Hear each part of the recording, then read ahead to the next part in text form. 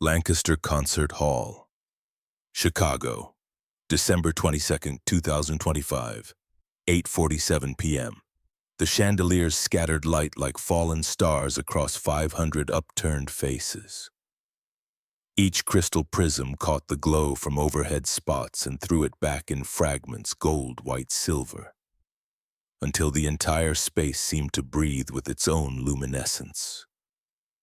The air held that peculiar silence that comes before music begins, heavy with anticipation, and the collective held breath of witnesses who sensed they were about to see something extraordinary.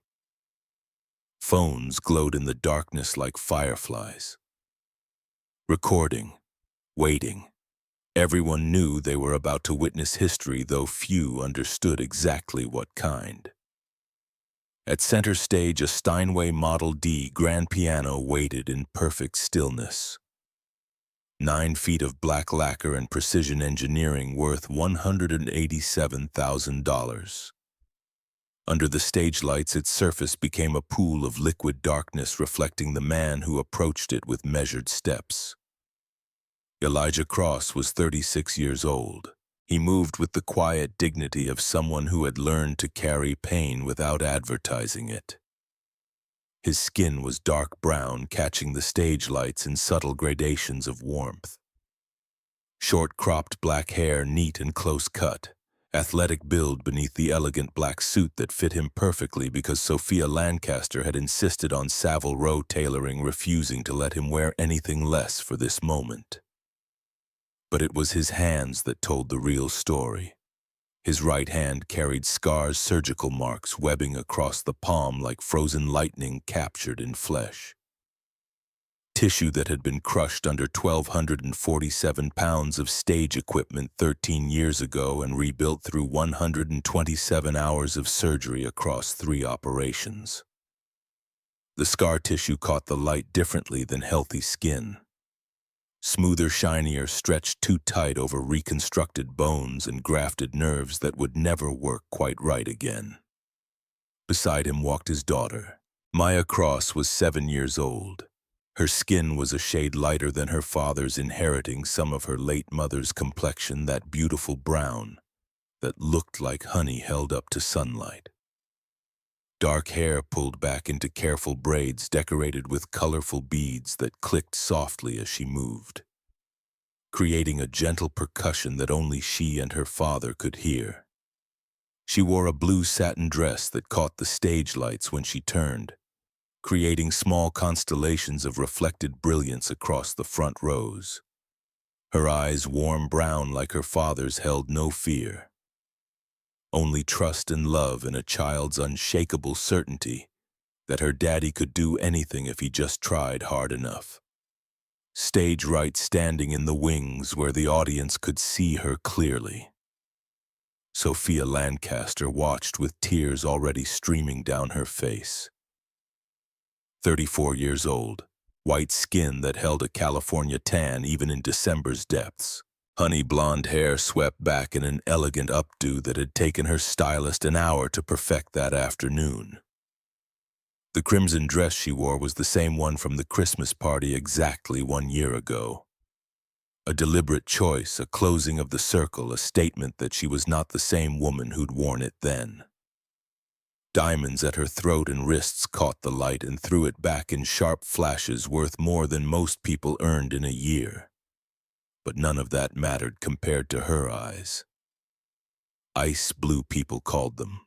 Cold and calculating in boardrooms and negotiations, able to make grown men with corner offices nervous with a single glance. But right now they were warm with tears and something that looked like wonder mixed with grief and joy, and the kind of love that comes from truly seeing someone for the first time after years of looking past them. She was the CEO of Lancaster Capital Group, worth $312 million on paper, commanded rooms with a glance, made decisions that affected thousands of lives and hundreds of millions of dollars. And she was crying in public, completely unashamed, because the man walking toward that piano had written her a love song 16 years ago. when he was a poor black kid washing dishes to afford music camp, and she had never known until now. Had spent 16 years believing someone else had written it. Someone else had loved her that completely. Someone else had given her the one beautiful thing she'd carried through her mother's death and her father's cruelty and every lonely night that followed. The crowd murmured softly. 500 people in formal wear holding programs printed on expensive cardstock phones already out and recording because everyone sensed this would be something worth capturing. They'd come for a benefit concert, a scholarship fund announcement, the usual charity event that wealthy Chicagoans attended to feel good about themselves and network with other wealthy Chicagoans. They had no idea they were about to witness a love story 16 years in the making, a criminal arrest, and a man playing piano with hands that shouldn't work anymore. Elijah helped Maya onto a small bench positioned beside the piano bench. She settled herself with the elaborate seriousness of someone performing an important task. Her small hands smoothing her dress, her feet dangling because they didn't quite reach the floor even from the elevated bench. He sat beside her, adjusted the bench height with a smooth motion that spoke of muscle memory and decades of practice. Positioned his hands over the keys, left hand steady and confident, right hand trembling almost imperceptibly. The trembling wasn't fear. It was nerve damage, permanent, a reminder of the price he'd paid 13 years ago for being in the wrong place at the right time to save someone else's life. The hall fell completely silent. Even the rustling of programs stopped. Even the whispered conversations died. Then the rear doors opened. Not softly. Federal agents don't do soft entrances when they want everyone to know they're there. 3 men in dark suits entered with the kind of purposeful movement that speaks of authority and legal weight and consequences about to rain down on someone.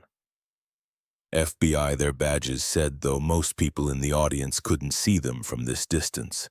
They could only see 3 men with guns holstered at their hips and handcuffs ready at their belts approaching someone in the 3rd row with the inevitability of a thunderstorm.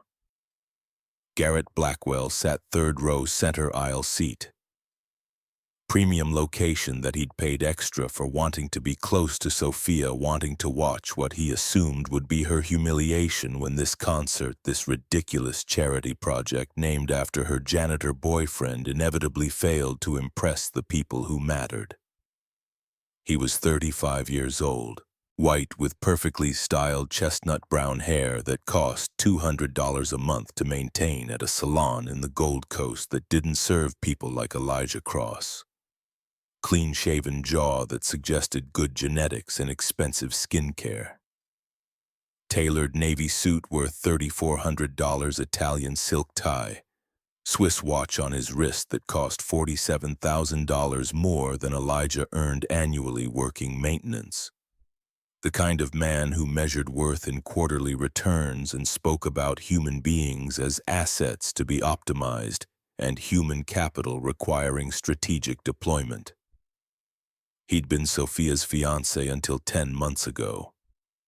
Had planned to marry her in 6 weeks, merge their companies, and use Lancaster Capital's accounts to hide the $42.3 million he'd stolen from his own investment fund over the course of 18 months of systematic fraud. He'd been very careful, used shell companies in the Cayman Islands, fabricated asset valuations to hide the losses, covered his tracks with the skill of someone who'd been planning this theft for 2 full years, waiting for the right opportunity, the right mark, the right moment to execute. But he hadn't counted on Sophia's assistant being smarter than he was, or on Sophia choosing integrity over $200 million in merger value, or on the FBI being patient enough to wait until the perfect moment, this moment with 500 witnesses and cameras recording everything for maximum impact. Garrett saw the agents approaching. His face went through a rapid series of changes, confusion as he noticed them, recognition as he understood why they were there. terror as he realized his carefully constructed world was about to collapse, rage as he decided to go down fighting. He stood, tried to run toward the side exit, got exactly 3 steps before the lead agent caught his arm. With professional efficiency, spun him around, began reading Miranda rights in a voice deliberately pitched to carry to the balcony. Garrett Blackwell, you are under arrest for wire fraud, embezzlement of $42.3 million, securities fraud, and conspiracy to defraud investors. The handcuffs clicked with a sound that seemed impossibly loud in the sudden, shocked silence. Garrett's voice cracked like ice under pressure, rising from controlled anger to desperate shouting in the space of 3 seconds. "This is her fault!" He couldn't point with his hands cuffed behind his back, so he jerked his chin toward Sophia like a man trying to headbutt the air. "She destroyed me. She chose him over everything we built, over $200 million. His voice rose to a shout that echoed off the concert hall's acoustically perfect walls. "For a janitor, a nobody, The agent's hand on his arm tightened. "Sir, you need to stop talking." But Garrett was beyond stopping. "This is a setup. She's manufacturing evidence because she's having some kind of emotional breakdown. Because she developed an obsession with the help. You're arresting the wrong person. She's the one who should be." The agents walked him toward the exit with professional indifference to his protests. Garrett fought them with words, since his hands were bound, threats about lawsuits and lawyers and connections, promises of revenge and exposure, the desperate soundtrack of a man watching his kingdom burn to ash while he could do nothing but scream. The doors closed behind him with a hollow boom that seemed to vibrate in everyone's chests. Silence rushed back in like water filling a hole. Every eye in the hall turned back to the stage, to the man sitting at the piano with his daughter beside him, waiting with a patience that suggested he'd learned long ago that rushing only breaks things. Elijah's scarred right hand moved to the keys. 500 people held their breath. The first notes emerged like rain beginning to fall, gentle, tentative, each drop distinct before the deluge. A melody that seemed to materialize from nowhere, building itself note by note into something recognizable, something that reached into the chest and squeezed. The piece was called Midnight Sonata. Elijah had written it 16 years ago in a diner kitchen at 3 in the morning. Hands wrinkled from 12 hours of dishwater, exhausted from washing pots and scrubbing floors, but unable to stop the music that poured out of him whenever he thought about the girl with blonde hair and blue eyes who smiled at everyone except the poor black scholarship kid who cleaned up after them. He'd given the melody to Dominic Vale, the confident white piano prodigy who was dating her, who'd discovered Elijah's secret one night and offered to deliver the song because he understood what it meant to love someone so much you'd give them pieces of yourself and never ask for credit or recognition or anything in return. Dominic had played it for Sophia under Wisconsin stars on a dock over a lake so still it reflected the Milky Way, and told her he'd written it just for her, poured everything he felt into those notes. 3 weeks later, Dominic died on a rain-slicked highway outside Madison. His car sliding off the road and down an embankment in a storm that came from nowhere. And the song became his legacy, his final gift to the girl he loved. The one beautiful thing that survived him. Except it had never been his song at all. Elijah's eyes closed as he played. His damaged right hand moved with a grace that shouldn't have been possible given the extent of the injury. Physical therapy had restored maybe 75% of function on good days. 80% when the weather cooperated and the pain medication was working and he'd warmed up properly. The fingers didn't spread as wide as they used to. The pinky had limited independent movement.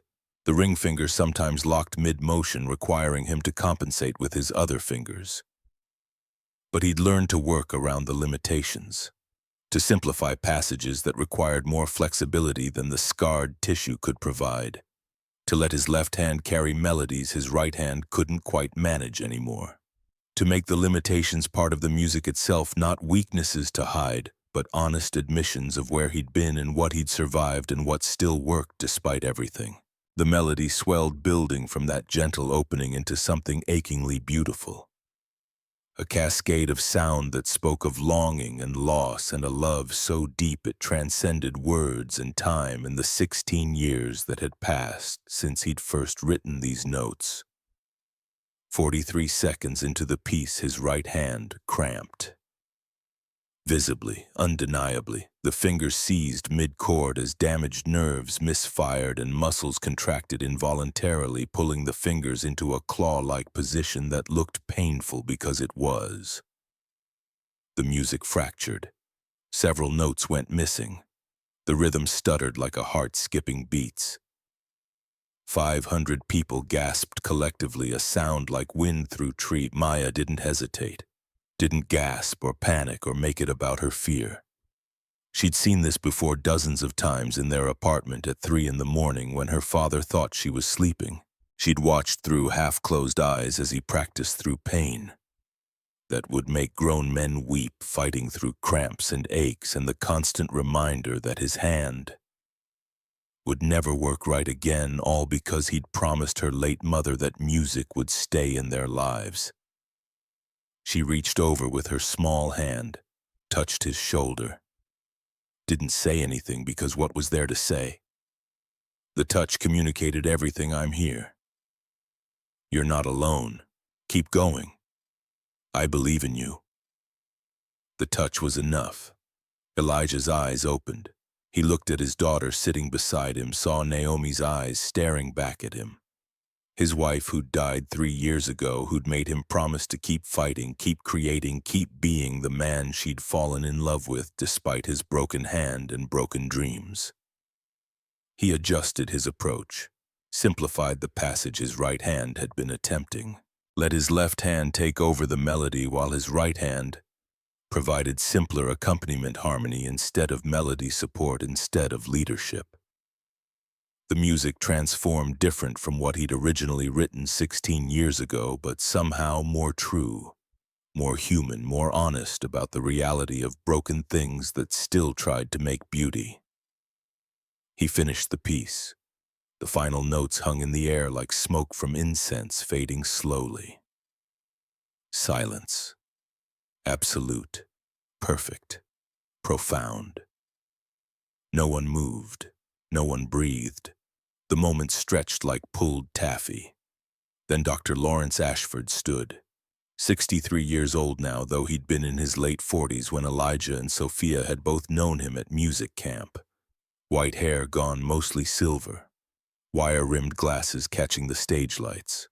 Tweed jacket with leather elbow patches, looking every inch the small-town music professor he'd been for 4 decades. He'd taught music at conservatories across the country for 40 years, had heard thousands of performances from students who had everything.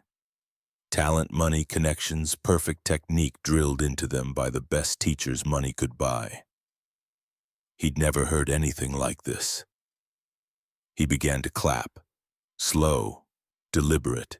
Each clap a statement of belief, a declaration that what he'd just witnessed mattered more than technical perfection, more than flawless execution, more than any competition prize or critical review. The woman sitting beside him, a donor he didn't know, someone wealthy enough to afford front-row seats, looked at him confused. Why he was applauding a performance that had so obviously included a mistake. Then she saw his face, saw the tears streaming down it, and understood that she'd missed something important. She stood, then the man behind her stood, then the entire 5th row, then the people in the 4th row, then the 3rd, then everyone on the orchestra level, then the balcony. 500 people rising to their feet like a wave rolling toward shore. Applause building from those scattered claps into something like thunder, before a summer storm rolling and building and growing until it filled every corner of the concert hall, bouncing off the acoustically perfect walls and ceiling and coming back amplified. Phones recorded everything, the standing ovation that went on for 3 full minutes. The old professor crying openly in the fifth row. The CEO in crimson standing in the wings with tears streaming down her face, the little girl in blue sitting beside her father at the piano touching his shoulder like she'd just performed a miracle. This would be viral by morning. The janitor who played like an angel with broken hands. The CEO who chose integrity over $200 million. The criminal dragged away in handcuffs. The daughter who saved her father's performance with a single touch. The imperfect performance that was somehow more perfect than perfection. The perfect story for an age that desperately wanted to believe that goodness still mattered, that love could survive. 16 years of silence, that broken things could still make beauty. Elijah finished, lifted his hands from the keys, looked at his daughter. Maya smiled, the kind of smile that says everything will be okay even when nothing else does, the kind of smile her mother used to give him when he was drowning in medical debt and career loss and the terror of raising a daughter alone. The standing ovation continued.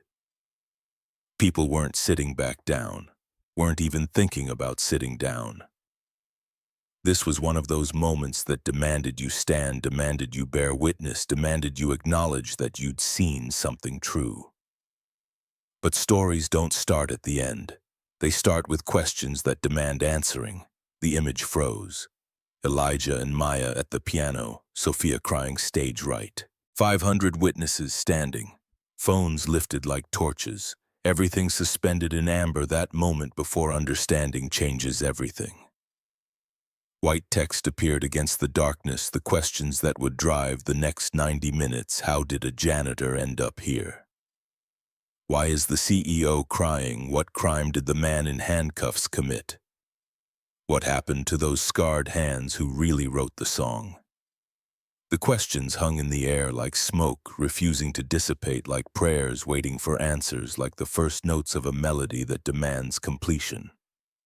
Then the screen went black and new white text appeared 12 months earlier.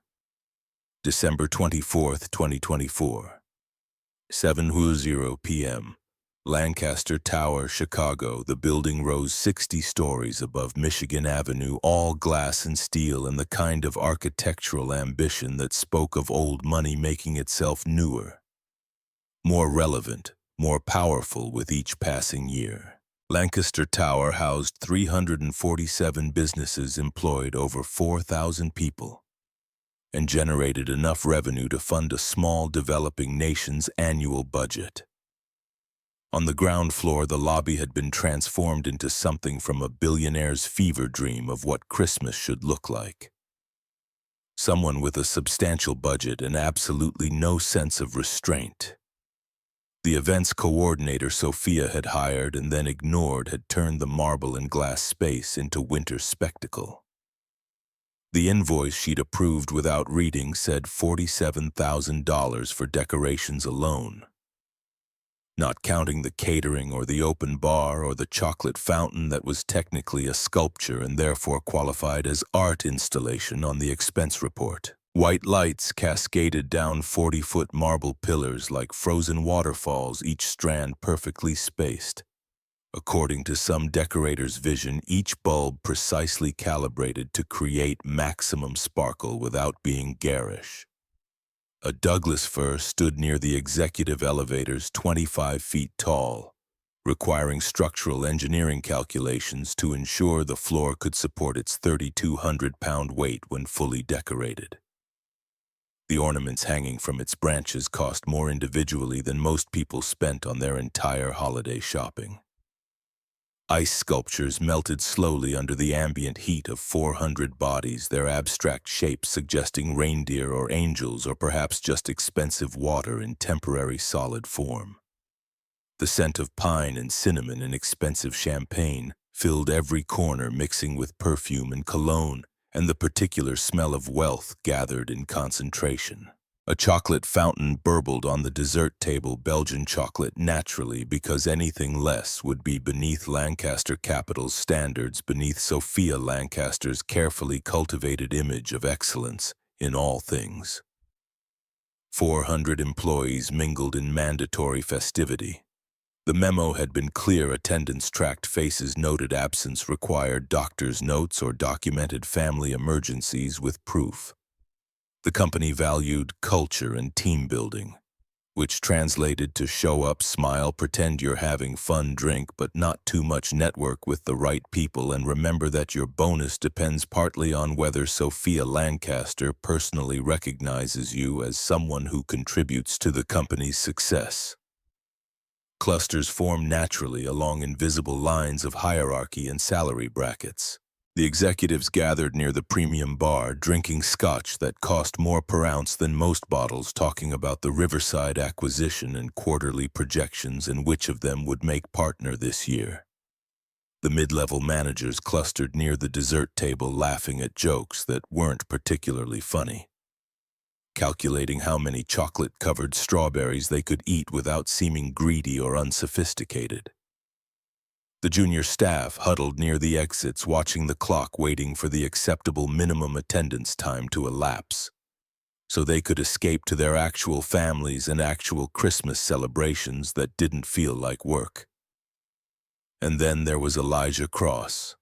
He moved through the crowd like water flowing around rocks, present but unnoticed, necessary but invisible, the kind of person whose labor made everything function but whom nobody thought about unless something broke. 36 years old, 6 feet tall, with an athletic build maintained through necessity rather than vanity. His job required lifting air conditioning units, climbing through access panels, crawling through spaces that hadn't been designed with human comfort in mind. Dark brown skin that caught the party lights in subtle variations of warmth.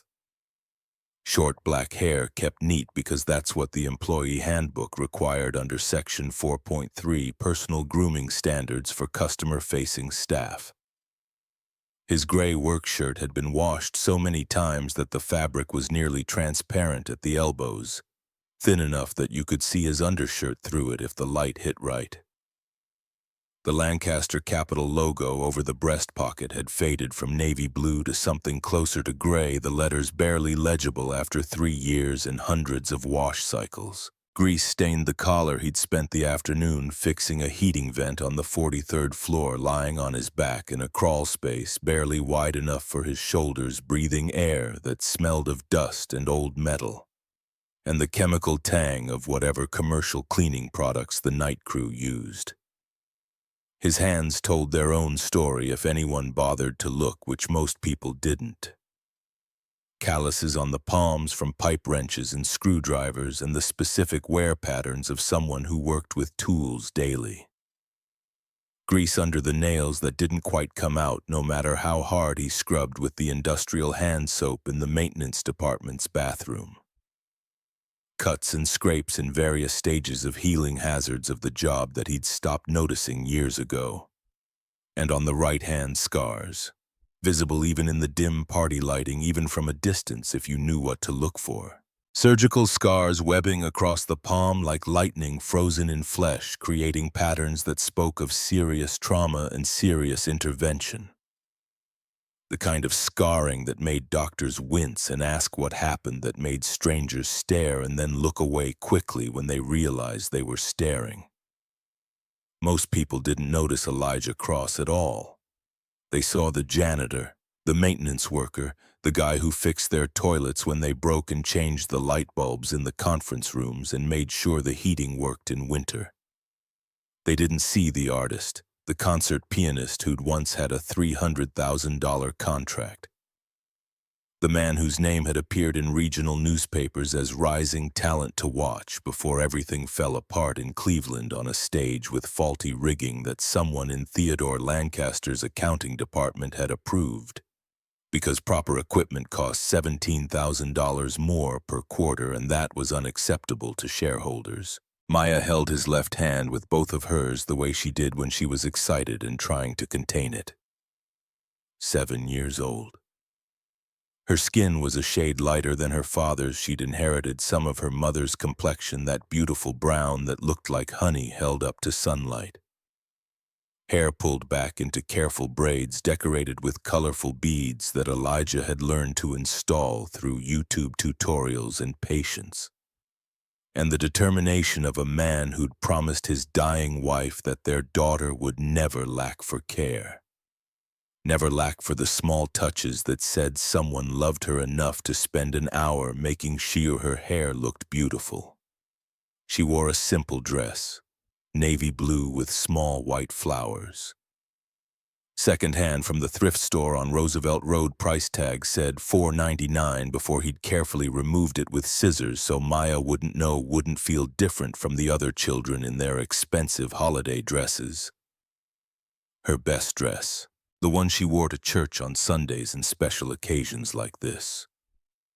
Her shoes were scuffed but polished that morning with care, black Mary Janes that were half a size too small but would have to last another 6 months until he could afford to replace them. Her eyes were wide with wonder at everything around her, the lights, the tree, the people in their beautiful clothes, the chocolate fountain that seemed to flow forever like something from a fairy tale. "Daddy, look at the chocolate fountain." Her voice carried the hushed awe of someone seeing magic for the first time. Because for Maya, this probably was magic. Their apartment didn't have chocolate fountains, didn't have ice sculptures or 25-foot Christmas trees or champagne towers or any of the casual luxury that surrounded them now. Their apartment had a radiator that clanked when it worked and went silent when it didn't, leaving them huddled under blankets on the coldest nights. Had neighbors who fought at 2 in the morning, their voices carrying through walls thin enough to serve as amplification. Teaching Maya words she shouldn't know at 7 years old. Had a corner where Elijah had set up a small electronic keyboard. Not a real piano, couldn't afford that $79 from Amazon. With a crack in one of the keys that didn't affect the sound but bothered him every time he looked at it, where he taught her scales and simple melodies every evening after dinner. "Can I have some, Daddy, please?" Elijah looked at the chocolate fountain, looked at his daughter's hopeful face, did the mental calculation he did 100 times a day, the arithmetic of poverty that never stopped running in the back of his mind. Bus fare home was $4.50 total for both of them. Groceries for the week were budgeted at $87 and they were already at $73 with 3 days to go. The electric bill was overdue by 2 weeks and would incur a late fee if he didn't pay it by Monday. Maya needed refills on her asthma medication and insurance only covered 60%, which meant $18 out of pocket. The check engine light had come on in his car and he was hoping it was just a loose gas cap and not something that would cost hundreds to fix. A chocolate-covered strawberry wouldn't break the budget. But it represented a principle teaching Maya that not everything was available just because you wanted it, that sometimes you had to choose carefully, make decisions, live within limits that weren't fair, but were real. One piece, baby girl, piece, baby. Choose carefully. Make it count. She approached the dessert table with the gravity of a surgeon selecting instruments for a critical operation. Strawberries glistening with chocolate, apple slices, marshmallows, pretzels, all artfully arranged on tiered crystal platters that probably cost more than his monthly rent. She selected a strawberry with infinite care, her small fingers hovering over several options before committing. Held it under the cascading chocolate with her tongue caught between her teeth in concentration, making sure it was completely coated. Brought it to her mouth and ate it with her eyes closed, savoring every molecule of flavor, making it last, making it count. Elijah watched her with love that physically hurt a pain in his chest that never quite went away. Fierce and protective and tinged with the specific guilt that sat on him like a stone he couldn't cough up.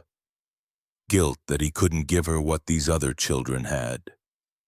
Couldn't afford private schools where teachers knew every student's name.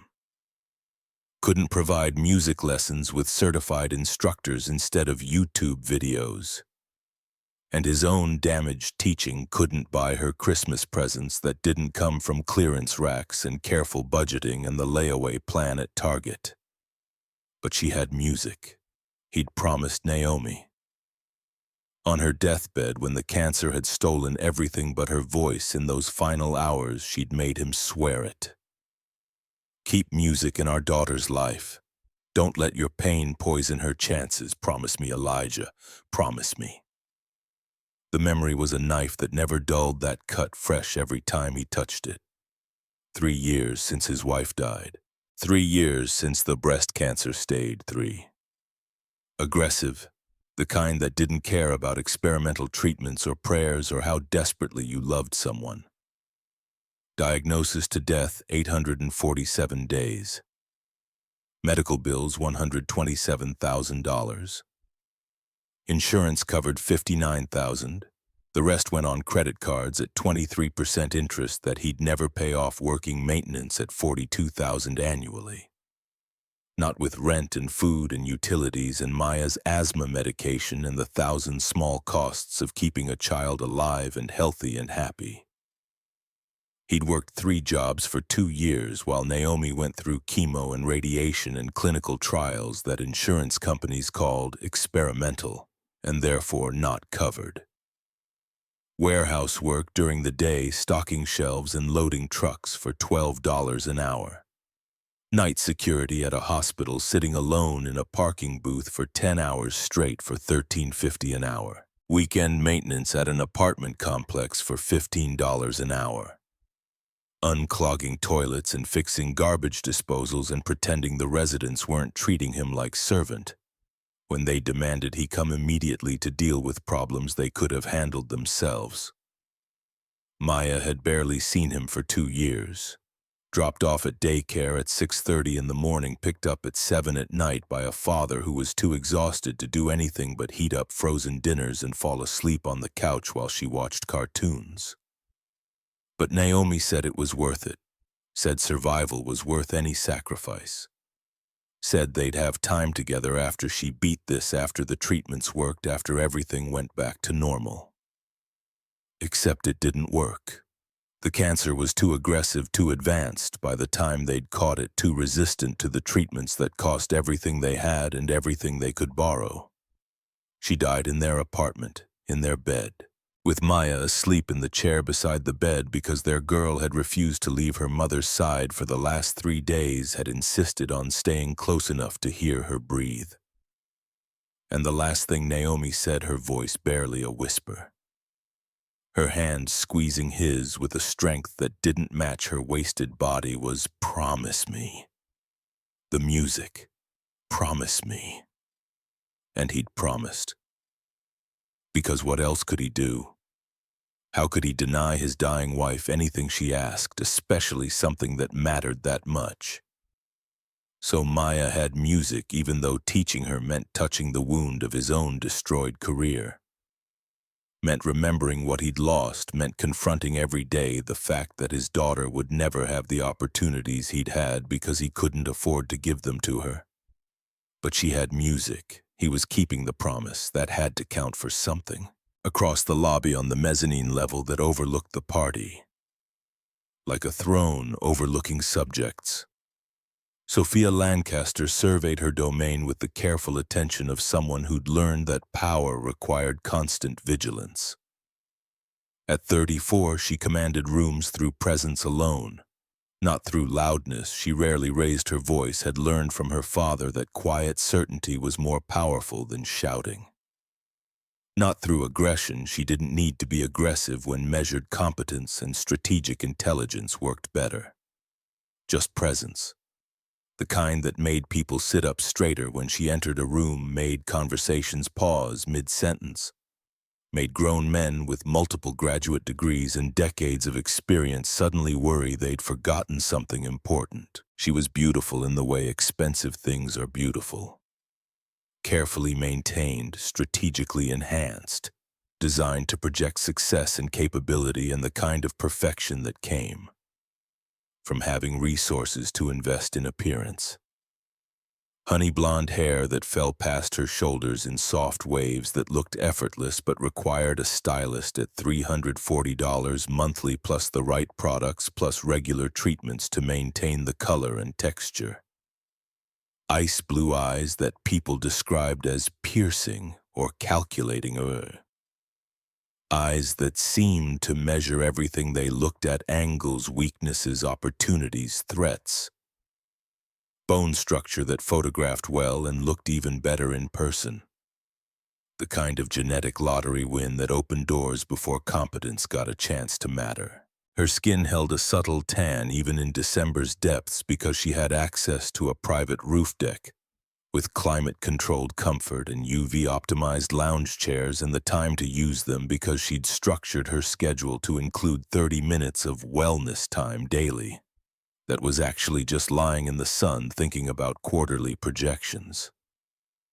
The crimson dress she wore tonight was bold without apology. A V-neck that drew attention precisely where she wanted it drawn. Fitted through the waist to emphasize the work she put into maintaining her figure through a personal trainer who came to her building 3 times weekly at 6 in the morning. Heels that added 3 inches to her 5'7" frame, making her tall enough to look most men in the eye, tall enough to project authority without seeming to try. Diamonds at her throat and wrists caught the party lights and threw them back in sharp flashes. Not her mother's jewelry, because her mother had died when Sophia was 12, and her father had sold everything within 6 months rather than let sentiment interfere with asset optimization and capital reallocation. She held a glass of champagne she hadn't touched. Standing at the mezzanine railing, one hand on the brass rail, the other holding the glass. More as prop than beverage, watching her employees perform their assigned roles in the social theater she'd constructed. Rachel Porter appeared at her elbow with the swint efficiency of someone who'd learned to anticipate needs before they were voiced. 28 years old. White with dark brown hair pulled back in a professional bun that suggested competence without competing with her boss. Dressed in a charcoal gray pantsuit that said, "I'm good at my job," without trying to say, "Look at me." She carried a tablet like a shield, her defense against the world. Her source of power through information and organization and the ability to produce any fact or figure or document Sophia might need on 3 seconds' notice. "The numbers look good for Q4, boss." Rachel's voice was carefully modulated, professional, precise pitch to be heard over the party noise without shouting. "The Riverside acquisition closed this morning at $47.2 million, came in $2.8 million under budget. Board's very pleased. Thompson called it exceptionally well executed in his email this afternoon." Sophia barely glanced at the tablet screen Rachel offered. "They should be pleased. 47.2 for a property worth $65 million in current market conditions is highway robbery. We could flip it tomorrow for a $20 million profit if we wanted to be crass about it. Should I send acknowledgement to the team? Standard bonus structure, nothing extraordinary. They performed at expectation level, nothing above." Sophia took the smallest possible sip of champagne, more touching the glass to her lips than actually drinking. "What else?" Rachel hesitated for a microsecond, the kind of pause Sophia had learned to read after 3 years of working together. The pause that meant her assistant was about to venture into territory that might provoke a negative reaction, but was important enough to risk it. "Boss, you've been working 18-hour days for 3 months straight. The team's noticed. HR mentioned concerns about burnout and modeling unhealthy work-life balance. And Garrett's been asking about you." The temperature around them seemed to drop 5 degrees. Sophia's expression didn't change dramatically. She'd learned long ago not to show emotional reactions that could be used against her, but her eyes went from coolly professional to Arctic in an instant, and the hand on the brass rail tightened until her knuckles showed white against her skin. "I don't pay you to manage my personal life, Rachel." Her voice was quiet, controlled, the kind of quiet that was more threatening than shouting. I pay you to manage my schedule, coordinate my meetings, and ensure I have the information I need when I need it. Are we clear on that distinction? Rachel took a step back, a minimal retreat that acknowledged the boundary. Crystal clear, boss. My apologies for overstepping. Don't apologize, just don't do it again. The younger woman retreated toward the stairs with practiced grace that suggested this wasn't the first boundary test and probably wouldn't be the last, but that she knew when to push and when to back down. Which was why Sophia kept her employed, despite periodic intrusions into personal territory. Alone again at the railing, Sophia returned her attention to the crowd below. 400 employees performing their assigned roles in the social machinery she'd constructed and maintained and ruthlessly optimized. The executives networking because that's what executives did, building alliances and testing political waters and positioning themselves for the next round of promotions. The mid-level managers laughing at jokes that weren't particularly funny, because the person telling them controlled performance reviews and advancement opportunities. The junior staff counting minutes until they could escape without it being noted on their permanent records. And somewhere in that crowd, invisible to most people, a janitor and his daughter experiencing a world they'd never truly belonged to. No matter how many chocolate-covered strawberries they ate or Christmas parties they attended. Sophia didn't notice them. Not yet. She was looking at the bigger picture, the quarterly returns that would determine her bonus, the acquisition pipeline that would determine the company's growth trajectory.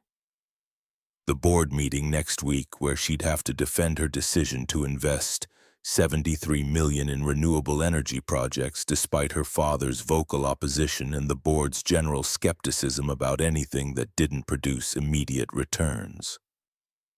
Theodore Lancaster had built this company through ruthlessness and corner-cutting and a willingness to sacrifice anyone and anything that got in the way of shareholder value and quarterly growth. Sophia had inherited his empire and his methods, though she told herself she was more ethical, more conscious of consequences, more willing to balance profit against principle.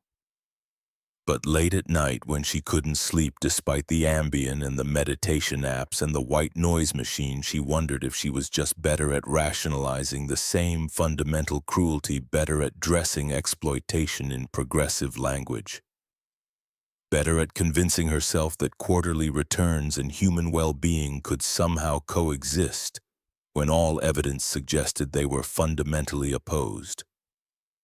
Beneath the armor of designer wardrobe and boardroom reputation and ice blue eyes that made men nervous, Sophia Lancaster carried a wound that had never properly healed, that had scabbed over but never truly closed, that still bled when touched wrong. 16 years ago, when she was 18 years old and still believed that love was real and good and worth pursuing, she'd fallen in love with a boy who played piano like he was trying to make the instrument confess secrets. Dominic Vale, piano prodigy from a middle-class family in Milwaukee. All wild dark hair that refused to be tamed and passionate eyes that seemed to burn with intensity when he played, and the kind of raw talent that made you forget to breathe when you watched his fingers move across the keys. They'd met at summer music camp in Wisconsin, one of those expensive 8-week programs for talented teenagers whose parents could afford to invest in their artistic futures.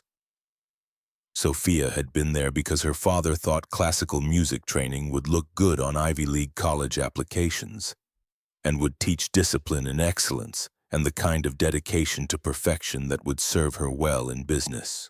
Dominic had been there on partial scholarship, his tuition paid partly by his parents' second mortgage and partly by a foundation that recognized genius regardless of bank balance. He'd written her a song, or so she'd thought. Called it Midnight Sonata, played it for her one night under stars so bright they seemed close enough to touch on a dock over a lake so still it reflected the Milky Way in perfect detail.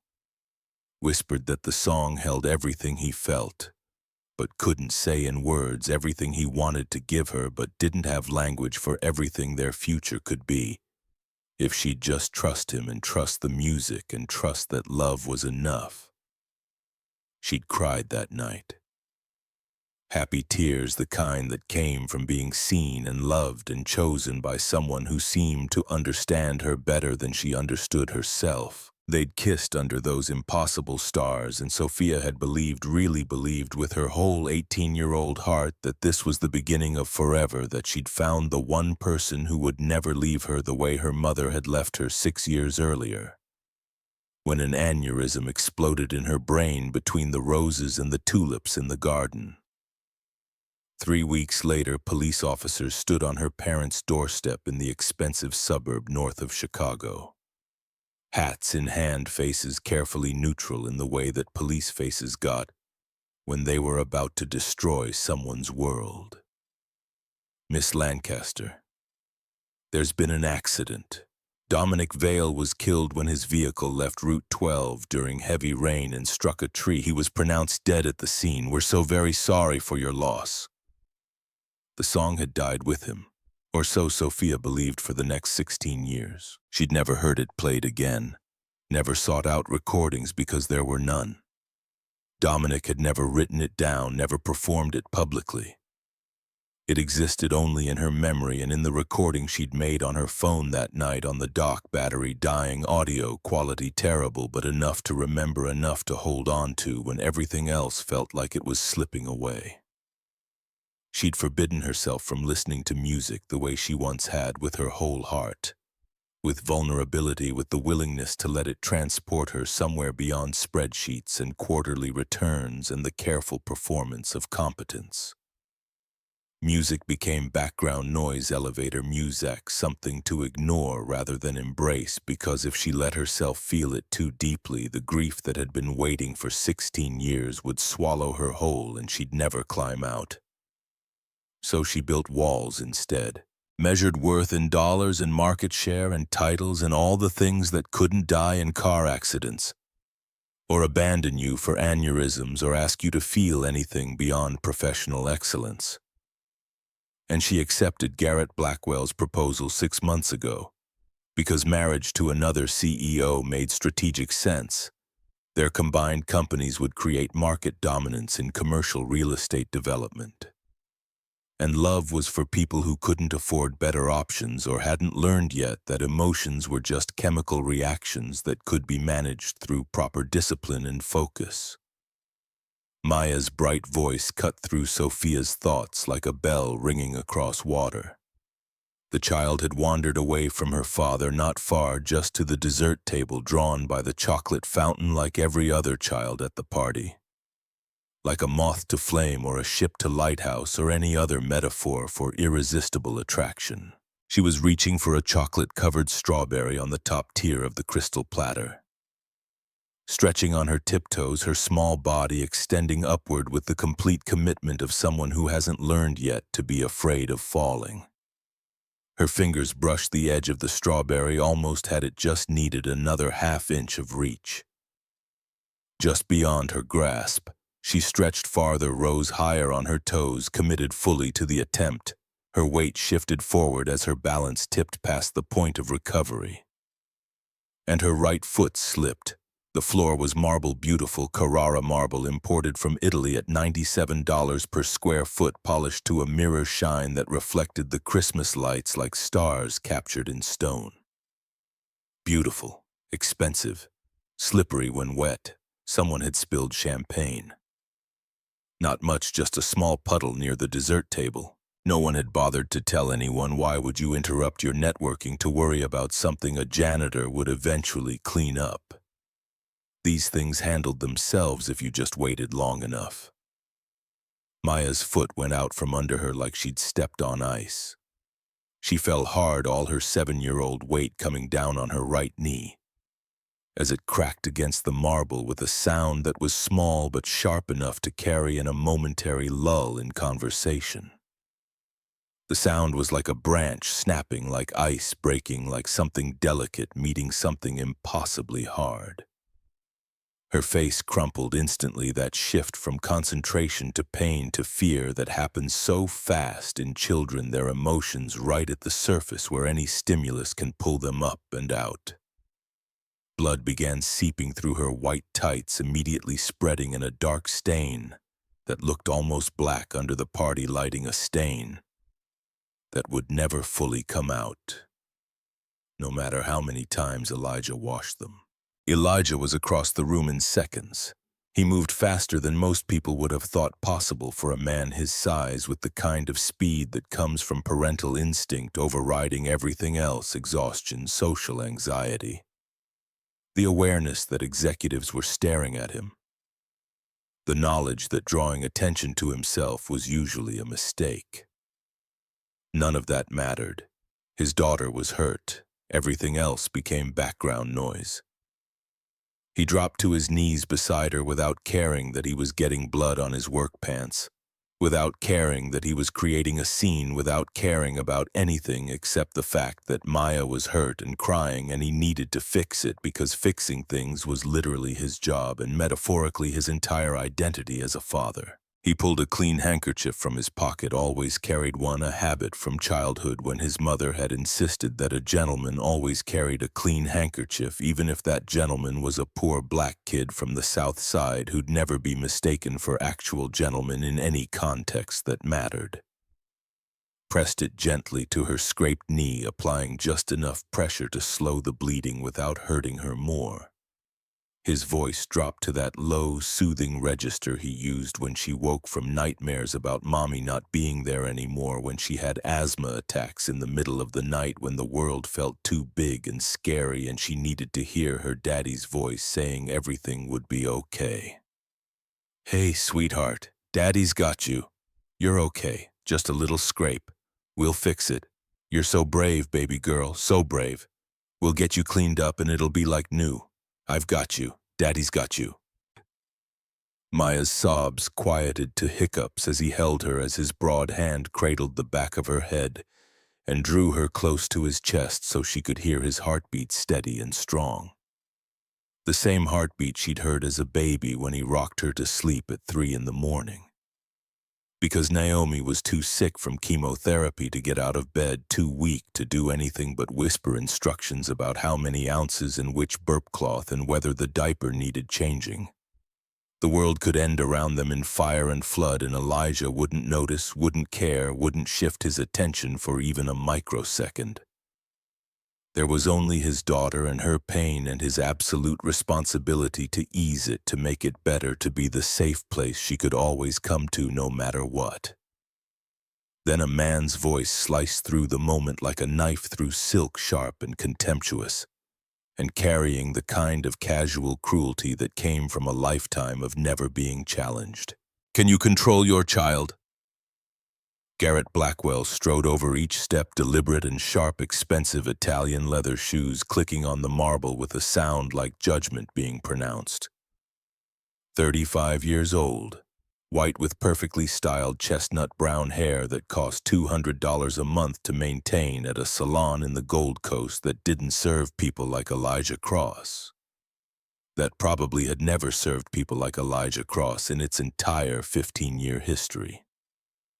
Clean-shaven jaw that suggested good genetics and expensive skincare products, and the kind of professional grooming that required both money and time.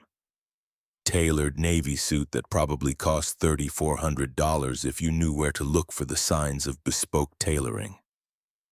Italian silk tie, Swiss watch on his wrist that cost $47,000 more than Elijah earned in an entire year working maintenance. He was Sophia's fiancé, or rather, he was the man her father had chosen for her to marry, the merger disguised as matrimony, the strategic alliance wrapped in white tulle and wedding vows that meant nothing to either party except on balance sheets and in board presentations.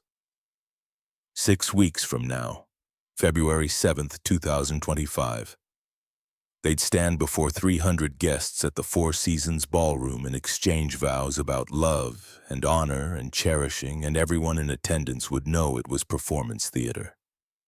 The social machinery of wealth maintaining itself through strategic coupling. Love had nothing to do with it. Love was for people who couldn't afford better strategies or hadn't learned yet that emotions were just obstacles to optimal decision-making. Garrett gestured at the small smear of blood on the marble floor, at the child crying in her father's arms, at the scene that was drawing attention away from the networking and deal-making and social climbing that was the actual point of this party. His lip curled slightly, a microscopically small expression of distaste, as if the sight offended his aesthetic sensibilities or disrupted some carefully curated vision of how Christmas Eve should look. "This is a corporate event, not a daycare center." His voice carried deliberately, making sure people nearby could hear, making sure the hierarchy was clear, making sure everyone understood their place in the social order. "If you can't afford a babysitter, maybe you shouldn't have brought her. There are appropriate venues for children, and this isn't one of them." Elijah's jaw tightened, muscles bunching beneath his dark skin. The handkerchief in his hand pressed to Maya's knee absorbed her blood, while his other hand tightened into a fist, then deliberately relaxed, because he'd learned a long time ago that showing anger, that expressing the rage that lived in him like a second heartbeat, only made things worse, only gave people excuses to dismiss him or fear him or call security. But his voice stayed level when he spoke. Calm, controlled, the kind of calm that came from years of practice swallowing fire, years of keeping his face neutral, while supervisors berated him for problems that weren't his fault. Years of accepting disrespect with grace because fighting back meant losing his job. And losing his job meant Maya didn't eat, and didn't have health insurance, and didn't have the stability she desperately needed. "She's 7 years old. She slipped on something wet that someone spilled and didn't bother reporting. It was an accident. Children have accidents. It's normal. An accident that wouldn't have happened if you knew your place." Garrett's eyes raked over Elijah's work clothes with undisguised contempt. The kind of contempt that didn't need to be spoken but came through anyway, in the curl of the lip, the narrowing of the eyes, the slight lean backward, as if proximity to someone in a janitor's uniform might be contagious or degrading. "Your maintenance staff. There's a staff entrance on the loading dock for a reason. This party is for employees who actually contribute to company value, who generate revenue, who matter in the operational sense. Not for..." He paused, as if searching for polite phrasing for something inherently rude. "Support personnel." Maya's bottom lip trembled as she looked up at her father, and even at 7 years old she was starting to understand that something was wrong here. That the nice man in the expensive suit was being mean to her daddy, in a way she didn't fully comprehend, but could feel in the tension of her father's arms and the silence of the people around them and the way everyone was pretending not to watch while absolutely watching. Something in Elijah's chest cracked, not broke, because broken men couldn't take care of daughters who needed them, but cracked a fissure in the careful control he maintained 24 hours a day, 365 days a year. He opened his mouth to respond, to say something, to defend himself or his daughter, or just to push back in some small way against this casual cruelty, this public humiliation, this reminder that the world was divided into people who mattered and people who didn't, and he and Maya were firmly in the latter category. But before he could speak, another voice cut through the moment like a sword through silk. "You don't have the authority to speak to my employees that way." Sophia Lancaster descended the mezzanine stairs with deliberate grace, each step measured and purposeful, and carrying the weight of someone who'd been trained since childhood to command attention through posture and presence. Every movement was economical, intentional, nothing wasted or casual or unconsidered. When she reached them, when she stood 3 feet from Garrett and 5 feet from Elijah and 6 feet from the small pool of Maya's blood on the marble floor, her ice-blue eyes fixed on Garrett with a coldness that could frost windows, that made the air temperature feel like it dropped 10 degrees, that made grown men with law degrees and corner offices suddenly remember urgent phone calls they needed to make. Her voice was quiet when she spoke, controlled, but it carried across the lobby, and the sudden silence carried to all 400 witnesses who'd stopped pretending not to watch and were now openly staring at the drama unfolding by the dessert table. Apologize to them. Now. The room had gone completely silent. 400 people holding their collective breath. Phones starting to emerge from pockets and purses, because if a Lancaster Capital executive was about to be publicly humiliated by the CEO, people wanted documentation, wanted to be able to say they were there, wanted the social currency of having witnessed the moment. Garrett's face flushed red color rising from his collar like mercury in a thermometer. His carefully maintained composure cracking under the public challenge to his authority and status. His jaw clenched. For a long moment it looked like he might refuse, might escalate, might turn this into a confrontation about hierarchy and who had the right to give orders to whom, and whether Sophia's authority as CEO trumped his authority as her fiancé and future co-chairman of the merged companies. But Sophia's expression didn't change, didn't waver, didn't give him any room to maneuver or negotiate, just waited with the infinite patience of someone who had all the power in this equation and knew it, and was willing to stand there until the heat death of the universe, if that's what it took. Sorry. The word came out clipped, mechanical, directed more at the floor than at Elijah or Maya. The kind of apology that wasn't really an apology but a strategic retreat, a tactical withdrawal, a recognition that this particular battle wasn't worth the cost. My apologies for the misunderstanding. Sophia turned to Elijah then, and for just a moment, a fraction of a second that probably nobody else noticed, but that burned itself into Elijah's memory with perfect clarity, her expression softened. The Ice Queen mask slipped just enough to show something human underneath something that looked like empathy or recognition or connection. She looked at the way he held his daughter, the care in his scarred hands, the protective fury barely restrained in the set of his shoulders, the blood on his pants that he didn't seem to notice because his daughter's pain mattered infinitely more than his dignity. She saw something that felt dangerously close to recognition, though she couldn't name. Why couldn't identify the source of the feeling? Just a sense of familiarity, like déjà vu. Like looking at a photograph of someone you'd known in another life.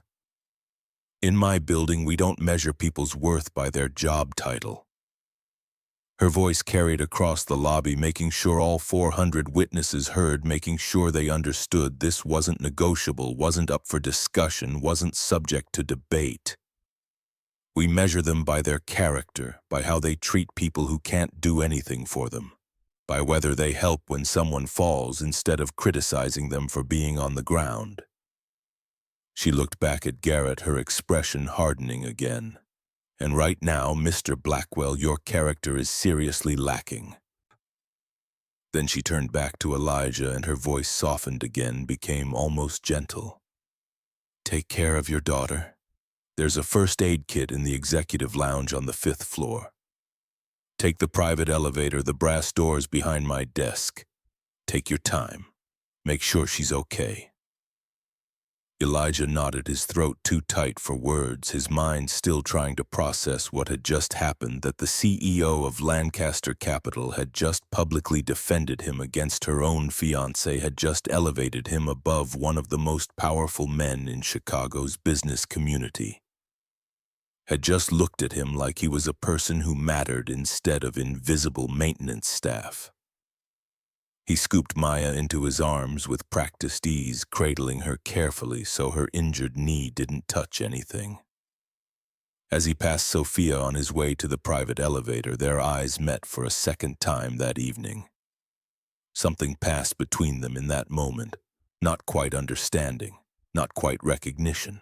Just something, a question neither of them knew how to ask, a connection neither could explain, a sense that this moment mattered in ways that wouldn't become clear until much later. Then he was gone, the brass elevator doors closing behind him, and his daughter and Sophia was left standing in the lobby with 400 witnesses and a fiancé whose face had gone from red to white to a mottled combination that suggested he was having difficulty controlling his temper. Garrett stood there for a long moment, jaw working silently, hands clenched into fists at his sides. Then he turned on his heel and stalked toward the premium bar, his expensive shoes clicking sharply on the marble, people parting to let him through like water flowing around a rock. Conversations resumed gradually, the party machinery grinding back into motion, people turning back to their networking and their drinks and their careful performances of success. Sophia climbed back up to the mezzanine level, returned to her post overlooking the party, picked up her champagne glass that Rachel had thoughtfully refilled. But something about the scene continued to unsettle her. Not the confrontation with Garrett that was routine, predictable, exactly the kind of power play she'd been managing since taking over as CEO 3 years ago. No, what unsettled her was the way Elijah had held his daughter. Gentle but unbreakable. The kind of love that would burn down the world to keep a child safe. The kind of love that didn't calculate cost-benefit ratios or measure return on investment, or consider strategic implications. Just pure, fierce, uncomplicated devotion. It reminded her of some feeling from a lifetime ago when love had seemed simple and true and worth pursuing. She shook her head, took a sip of champagne she didn't taste, pushed the feeling away. There was work to do. Always more work to do. Quarterly projections to review. Acquisition targets to evaluate. A board meeting next week where she'd have to defend decisions her father would have never made. The feeling would pass. Feelings always did if you ignored them long enough. An hour and 7 minutes later, Elijah and Maya returned to the party. Maya's knee was properly bandaged now, white medical gauze visible under fresh white tights that Rachel Porter had somehow produced from her seemingly bottomless bag of solutions to problems. Her spirits had been restored by hot chocolate made with real cream and Belgian chocolate shavings, and by cookies that came from a bakery that probably charged more per cookie than Elijah's hourly wage, and by the kind attention of Rachel, who'd sat with her in the executive lounge and talked to her like she was a person instead of an inconvenient child. She tugged Elijah toward the piano, her small hand wrapped around 2 of his fingers, pulling with the insistence of someone who'd decided what she wanted and wasn't going to be dissuaded. "Daddy, can you play, please, just one song so I can sleep? You always say music helps me sleep." The piano sat in the corner of the lobby, a vintage Steinway grand that usually sat covered and silent, more decorative than functional part of the building's aesthetic vocabulary, old money classical elegance. The kind of detail that suggested cultivation without requiring actual use. But tonight someone had removed the dust cover, propped open the lid, created an impromptu performance space that had attracted a small crowd of tipsy employees. A man from the accounting department, mid-40s, balding tie, loosened after 3 glasses of wine, sat at the bench, playing 3 chords in sequence with more enthusiasm than skill. People had gathered around him laughing, making requests for songs he couldn't play. Applauding his attempts anyway because alcohol made everything more entertaining. Elijah hesitated, his body physically pulling back even as Maya pulled forward. He hadn't played publicly in years, not since the accident. God, the accident. The memory rose up like bile burning on the way up, impossible to swallow back down. Flashback. Cleveland. November 14th, 2012, 7:47 p.m. The theater smelled of new paint and old wood and possibility. Elijah had arrived early for rehearsal, carrying his sheet music in a leather folder his mother had saved for 3 months to buy him, wearing the new suit he'd bought specifically for this tour, the first suit he'd ever owned that wasn't secondhand. The first time his name would appear on professional posters, the first time he'd be paid to do the thing he loved most. 23 years old. Fresh contract with Lancaster Productions, a subsidiary of Theodore Lancaster's entertainment division. Though Elijah hadn't made the connection to Sophia yet, hadn't known that the company paying him $300,000 for a 20-city regional concert series was owned by the father of the girl he'd loved from afar 5 years earlier. His first professional performance.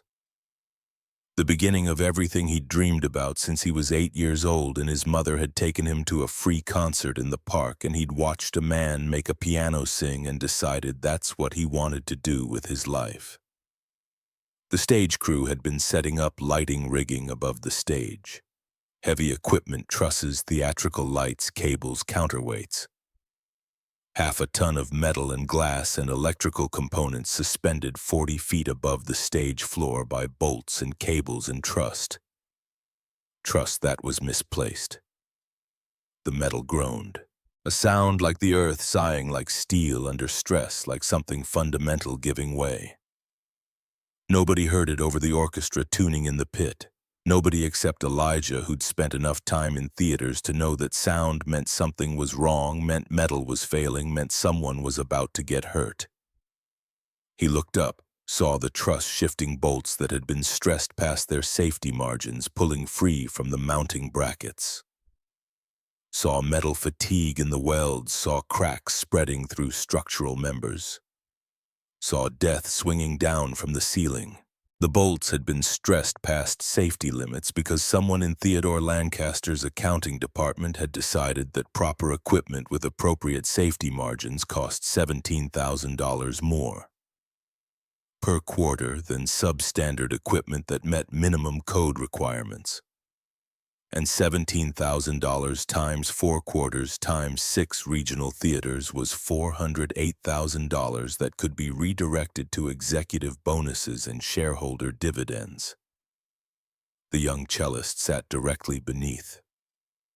19 years old, white girl from Juilliard, accepted on full scholarship, first professional gig, red hair pulled back in a careful bun, wearing a black dress that her roommate had lent her because she couldn't afford concert attire yet. Tuning her instrument with headphones and completely absorbed in the music, completely oblivious to the death swinging down toward her head. The truss let go. Half a ton of equipment. Lights, cables, steel, crossbeams, electrical components. Falling like God's judgment, like physics making its final argument, like the universe correcting an imbalance. Elijah didn't think. Thinking takes time, and he had maybe 2 seconds between seeing the bolts fail and impact with the stage floor. He moved on instinct and the kind of reflexes that came from growing up in a neighborhood where awareness meant survival and hesitation meant consequences. He shoved the cellist. Hard. Sent her sprawling into the orchestra pit, safe. Tried to pull back to get clear himself, to retreat from the falling equipment. Wasn't fast enough. The truss caught his right hand, crushed it against the stage floor with 1,247 pounds of force concentrated on the small bones of his hand. The sound was like stepping on a bag full of eggshells wrapped in wet cloth, a wet, crunching snap that his brain couldn't quite process as the sound of his own bones being pulverized. Pain came later. First there was just pressure, immense, impossible pressure, like his hand was being pressed in a vice that kept tightening beyond any reasonable limit. Then the wet heat of blood spreading under his palm, soaking through his new suit jacket that he'd never be able to wear again. Then screaming his own screaming, he realized after several seconds a sound he'd never made before and hoped never to make again. The paramedics arrived, gave him morphine that turned the world soft at the edges, made the pain recede to something observable rather than all-consuming.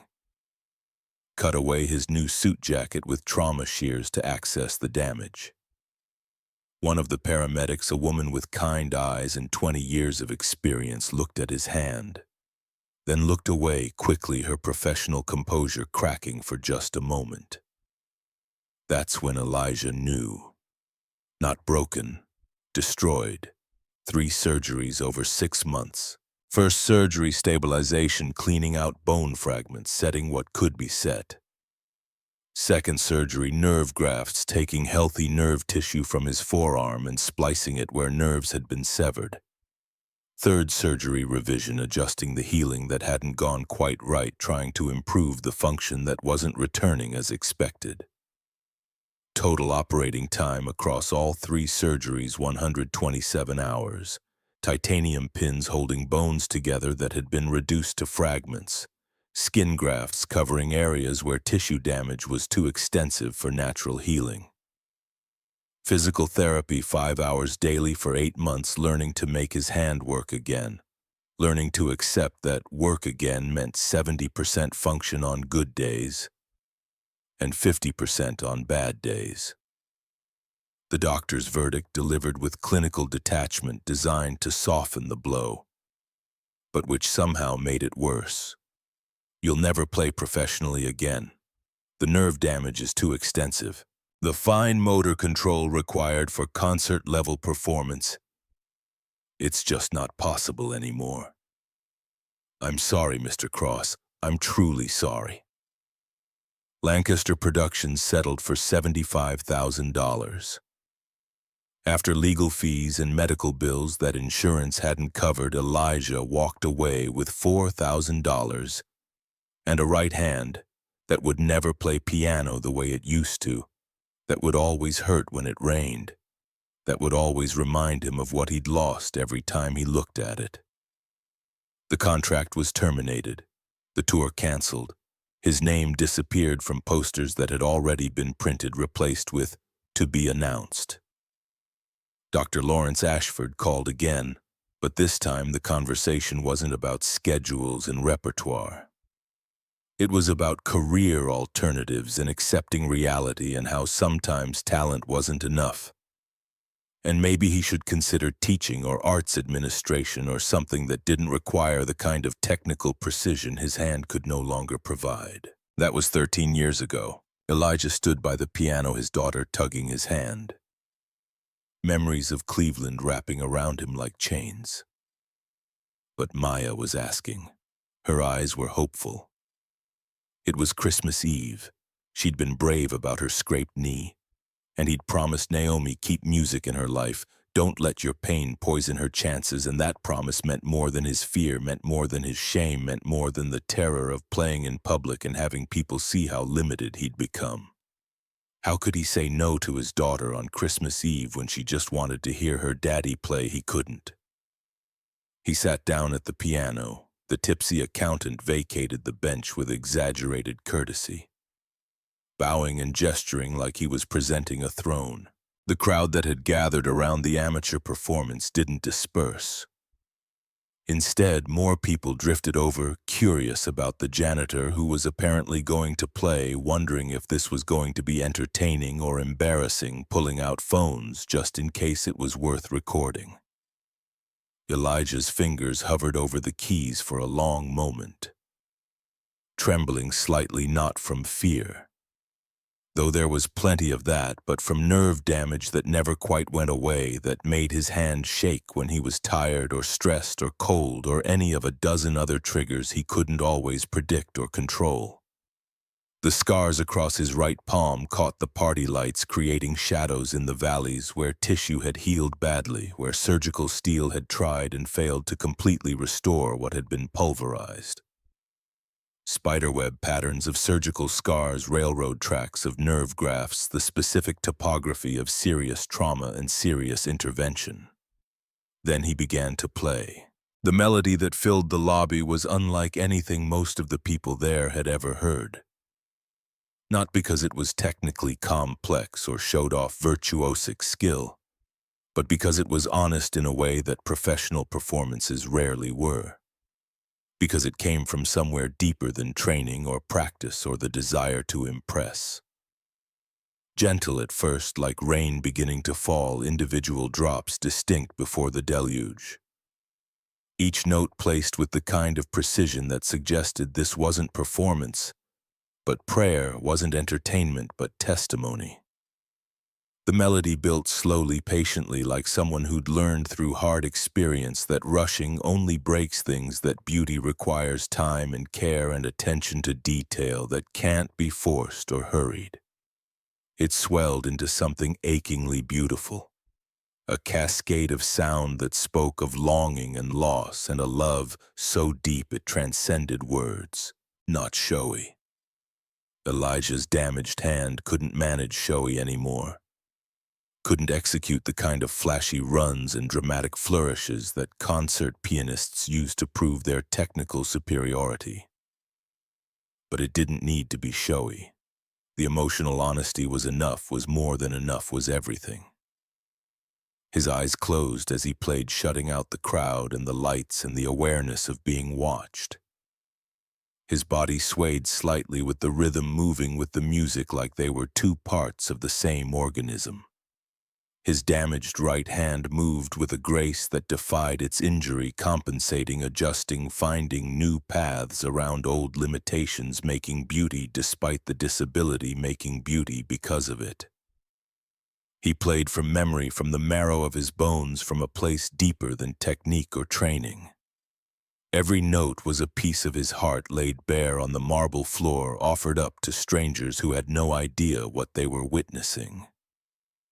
The song was Midnight Sonata, written 16 years ago in the summer of 2008 in a diner kitchen at 3 a.m. His hands wrinkled from 12 hours of dishwater, exhausted from washing pots and scrubbing floors, but unable to sleep because the music kept running through his head. And he knew if he didn't write it down, it would be lost forever. Written for a girl with honey blonde hair and ice blue eyes who laughed at everyone's jokes except his, because he'd never worked up the courage to speak to her who dated Dominic Vale, because Dominic was confident and talented and white, and belonged in her world in ways Elijah never could. He'd given the melody to Dominic, handed it over on a scrap of paper with the notes penciled in, and the dynamics marked, in a note that said, "For Sophia, because I can't tell her myself and you can." Dominic had looked at the music, looked at Elijah, understood everything in that moment without anything needing to be said. "Let me give it to her," Dominic had offered. "She deserves to hear this, and you deserve to give her something beautiful even if she never knows it came from you." So Elijah had said yes. Because that's what you do when you love someone from the shadows, when you love someone who doesn't know you exist, when you love someone who will never see you as anything but the poor kid who washes their dishes. You give them pieces of yourself and you never ask for credit or recognition or anything in return, except the knowledge that somewhere in the world someone you love has something beautiful that you created. Dominic had played Midnight Sonata for Sophia under Wisconsin stars on a dock over a lake so still it reflected the universe, and told her he'd written it just for her, poured everything he felt into those notes. 3 weeks later, Dominic died on a rain-slicked highway outside Madison, and the song became his legacy, his final gift, the one beautiful thing that survived him. Except it had never been Dominic's song at all. It had been Elijah's song, given away, attributed to someone else, a secret that Elijah had carried for 16 years without telling anyone, because what would be the point? Dominic was dead. Sophia believed the song was his. Correcting the record would only hurt her, would only take away something she treasured, would serve no purpose except Elijah's ego, and he'd learned a long time ago to put ego aside in service of other people's happiness. But now he was playing it, in Sophia's building, at Sophia's party, with Sophia somewhere in the crowd. Though he couldn't see her with his eyes closed, couldn't know whether she was listening or whether she'd left or whether she'd recognized the melody that had defined her grief for 16 years. Sophia Lancaster had been preparing to leave. She'd said her goodbyes to the board members and major donors who'd attended, had accepted compliments on the party with the appropriate amount of graciousness, had endured 30 seconds of small talk with Garrett about wedding planning that made her want to scream. but which she'd navigated with professional competence, had been planning her escape to her penthouse 3 blocks away where she could finally take off the CEO mask and be alone with spreadsheets and silence. The music reached her like a physical touch, like someone putting their hand on her shoulder, like the universe reaching out and saying, "Wait. Not yet, you need to see this." She froze mid-step on the mezzanine stairs, one hand on the brass railing, the other holding her empty champagne glass that slipped from her fingers would have fallen and shattered on the marble below if Rachel hadn't been right there, catching it with reflexes born of 3 years of preventing disasters. The melody wrapped around Sophia like a ghost's embrace, like someone she'd loved and lost, reaching across 16 years to touch her again. She gripped the brass railing with both hands, now knuckles going white with pressure, the world tilting around her as the melody pulled her back through time and space to a summer night that had defined everything that came after. She was 18 again, sitting cross-legged on weathered wood of a dock over Lake Mendota in Wisconsin. Stars overhead so bright they seemed close enough to touch the Milky Way, a river of light cutting across the darkness. Dominic beside her with his wild confidence and passionate eyes, his fingers dancing over the keys of a portable keyboard, his voice soft with emotion he could feel but couldn't quite articulate.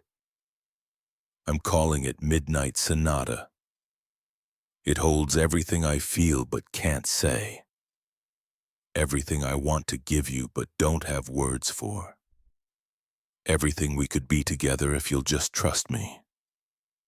She'd cried that night, happy tears that tasted like salt and wonder, the kind of tears that came from being seen and loved and chosen by someone who seemed to understand her better than she understood herself. She'd kissed him under those impossible stars, believed with her entire 18-year-old heart that this was the beginning of forever, that she'd found the one person who would never leave her the way her mother had left aneurysm in the garden between the roses and the tulips dead before the ambulance arrived. 3 weeks later, police officers on her parents' doorstep, Miss Lancaster. There's been an accident. Dominic Vale struck a tree during heavy rain on Route 12. He was pronounced dead at the scene. We're so very sorry for your loss. The song had become her lifeline through everything that followed. Her mother's death anniversary every spring when the roses bloomed. Her father's transformation into someone cold and calculating who saw emotions as weaknesses to be eliminated. Every board meeting where she had to prove herself twice as hard because she was a woman in a male-dominated field. Every lonely night in her penthouse when the silence became so heavy, she could barely breathe. She'd played it in her head during moments when she needed to remember that once briefly she'd been loved for who she was, rather than what she could provide. But she'd never heard it played out loud again, never sought recordings because there weren't any.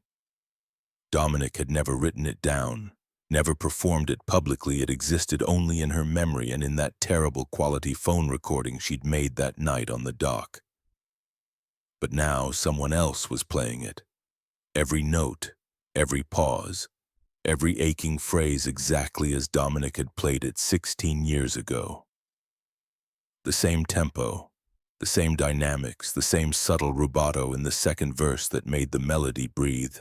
Everything exactly right, exactly perfect, exactly impossible. Her vision blurred as tears filled her eyes and spilled over, running down her cheeks and ruining the makeup that had taken 40 minutes that morning, creating tracks through foundation and mascara that she didn't care about, didn't even notice. Around her, guests murmured appreciation. That's beautiful. Who is that playing? Didn't know janitors could play like that. Someone record this, completely oblivious to the fact that Sophia Lancaster's carefully constructed world had just been torn apart at the seams. How could this stranger, this janitor she'd defended an hour ago, whose name she barely remembered, know? Dominic's song, the song that Dominic had written just for her. the song that no one else knew, the song that had died with him on that rain-slicked highway. How was this possible? She descended the stairs on legs that didn't quite work right, drawn toward the piano like someone magnetized, like metal pulled toward lodestone, like a ship pulled toward shore. The crowd parted to let her through without quite knowing why, responding to something in her face or her body language or the intensity of her need to get to the piano to see who was playing, to understand what was happening. Elijah finished the piece. The final notes hung in the air like incense smoke, fading slowly into silence that felt holy, somehow sacred, like the moment after a prayer when you're waiting to see if God will answer. He opened his eyes and found the CEO standing 3 feet away. Her face was pale, bloodless, like she'd seen a ghost or received terrible news or had some fundamental truth shattered. Her ice blue eyes were swimming with tears that made them look more gray than blue, made them look human instead of calculating. Her chest rose and fell with breaths that seemed to cost her something, that seemed to require deliberate effort. Her hands were shaking. Sophia Lancaster, who commanded boardrooms and made grown men nervous, who projected competence and control in every interaction, was standing in her lobby with tears streaming down her face and her hands shaking and her voice barely above a whisper when she finally spoke. "Where did you learn that?" The question came out raw, scraped like something pulled from deep inside her chest, where she kept all the things she didn't let herself feel during business hours. Elijah stood slowly from the piano bench, his heart hammering against his ribs hard enough that he could feel it in his throat, in his temples, in his damaged right hand, that was suddenly shaking for reasons that had nothing to do with nerve damage. He'd known this moment might come someday, had dreaded it and longed for it in equal measure through all the years since he'd given the song to Dominic, through all the years since Dominic had died and the song had become Sophia's grief made manifest. But knowing a moment might come and being prepared for it when it actually arrives are two entirely different things. "It's just an old melody, ma'am." He kept his voice level, respectful, the way maintenance staff spoke to CEOs, the way the invisible spoke to the powerful. "Something I picked up years ago, I don't remember where exactly." "Don't." Her voice cracked on the word. "Don't lie to me. Not about this." She stepped closer, searching his face with an intensity that felt invasive, that felt like she was trying to see through his skin to whatever truth was hiding underneath. "That song was written for me by someone who died 16 years ago. No one else knew it. No one else could have known it. I never shared it. He never recorded it. It existed between us alone, between him and me, and then he died and the song died with him."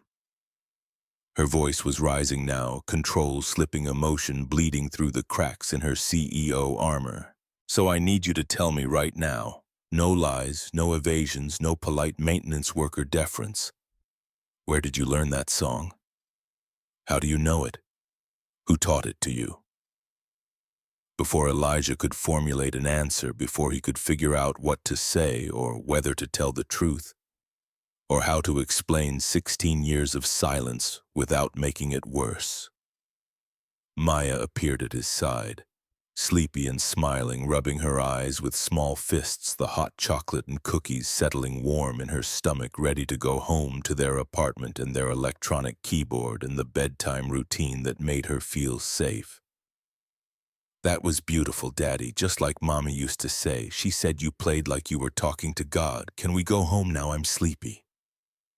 Sophia's gaze dropped to the child, then back to Elijah. She saw the fear in his eyes now.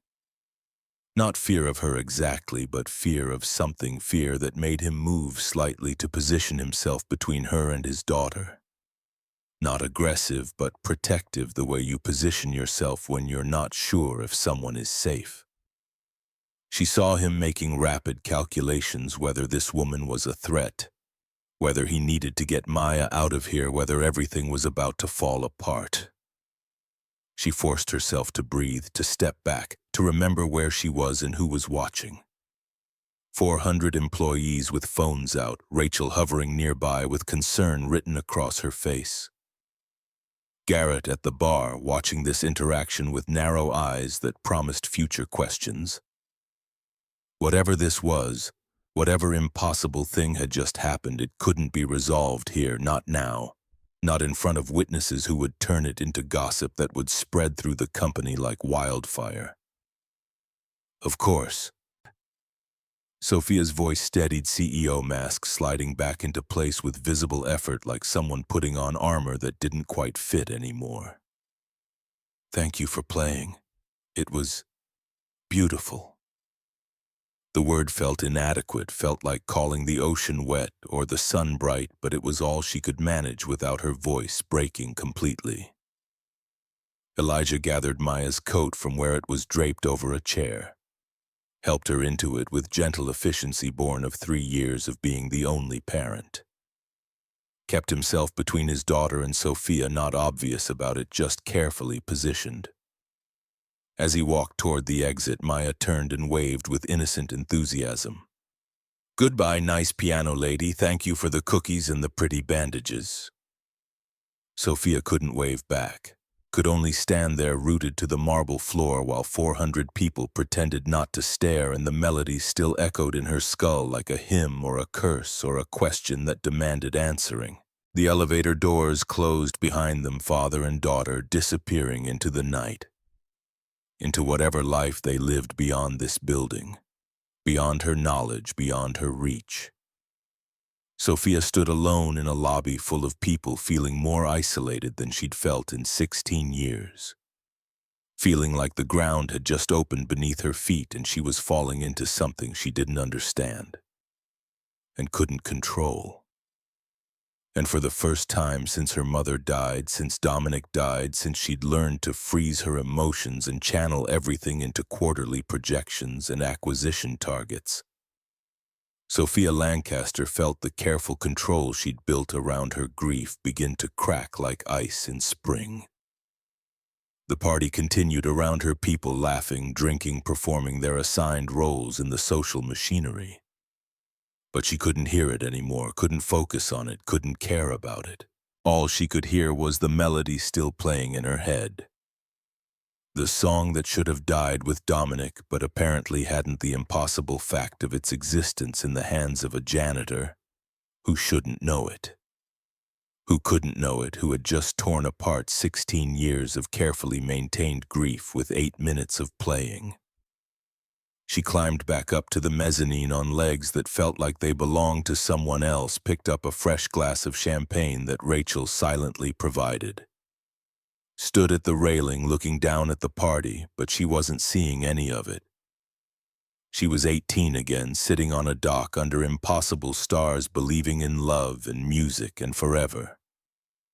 And she was 34, standing in her own building, watching everything she thought she knew about her past dissolve like salt in water. Sophia didn't sleep that night. She tried, went through all the motions that usually worked.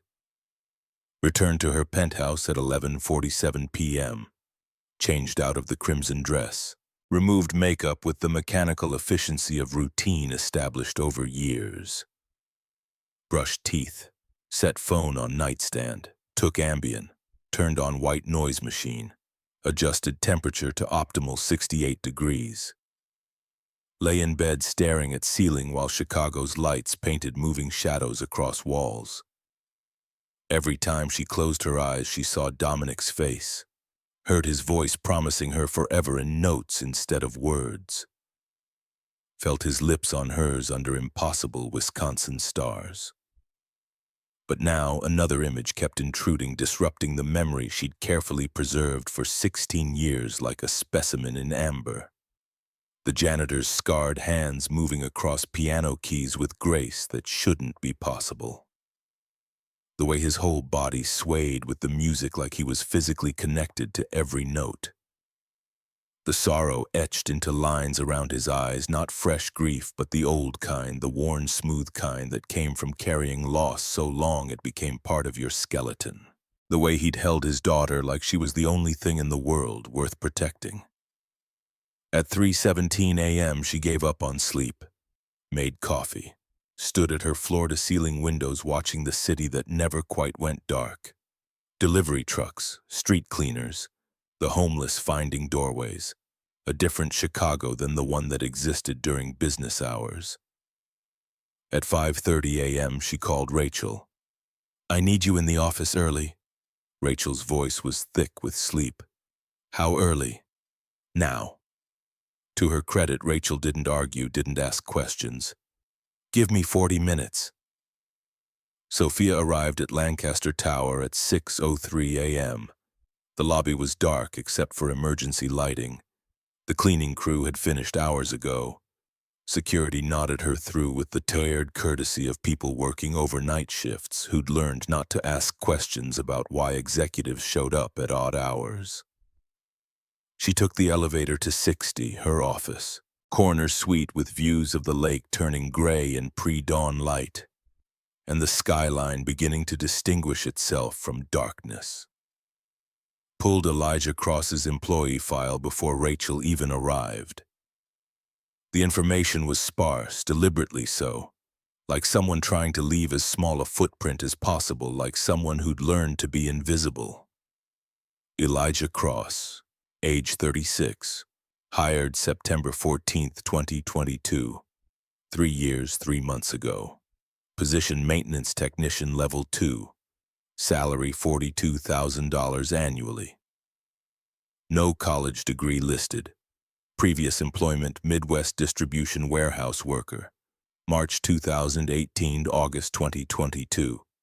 Save Mart grocery stock clerk, June 2015, February 2018, various odd jobs before that. Emergency contact, Maya Cross, age 7, daughter, relationship, father.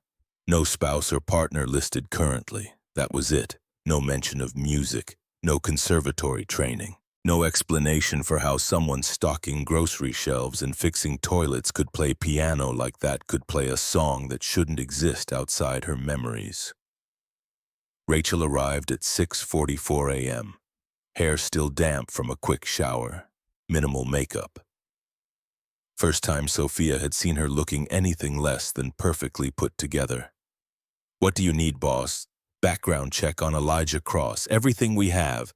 Previous employment verification, references, everything." Rachel's fingers flew across her tablet. "Give me 20 minutes. She was back in 15 because Rachel was good at her job and knew when Sophia was serious versus when she was just being thorough. Not much here beyond what's in his employee file. Background check came back clean, no criminal record, no civil judgments, no restraining orders. Credit score is not great. 542. Significant medical debt. Looks like cancer treatment bills based on the billing codes I can see, but they're not for him. For who? To Naomi Cross. Same address as Elijah. Medical claims 2019 through 2022. Oncology codes, radiation therapy, chemotherapy, looks like breast cancer based on the procedure codes. Final claim was April 7, 2022. Then nothing. She's not listed as emergency contact anymore, not listed as resident at the address. If I had to guess based on the pattern, she died. Yeah, most likely. The pieces were starting to form a picture. Not a clear one, but something. Man with musical talent works minimum wage jobs. Wife gets cancer, medical debt piles up despite insurance. Wife dies. Man takes whatever job offers decent health insurance for his daughter, hides his talent because broken dreams hurt less when you don't talk about them. But it still didn't explain the song. What about the gap? Sophia pointed at the screen. 2011 to 2018, 7 years, no employment record. Rachel scrolled through databases. Nothing official. No tax returns filed in Illinois those years. Might have been in another state, might have been working cash jobs, might have been, I don't know. Disappeared from the system somehow. 7 years.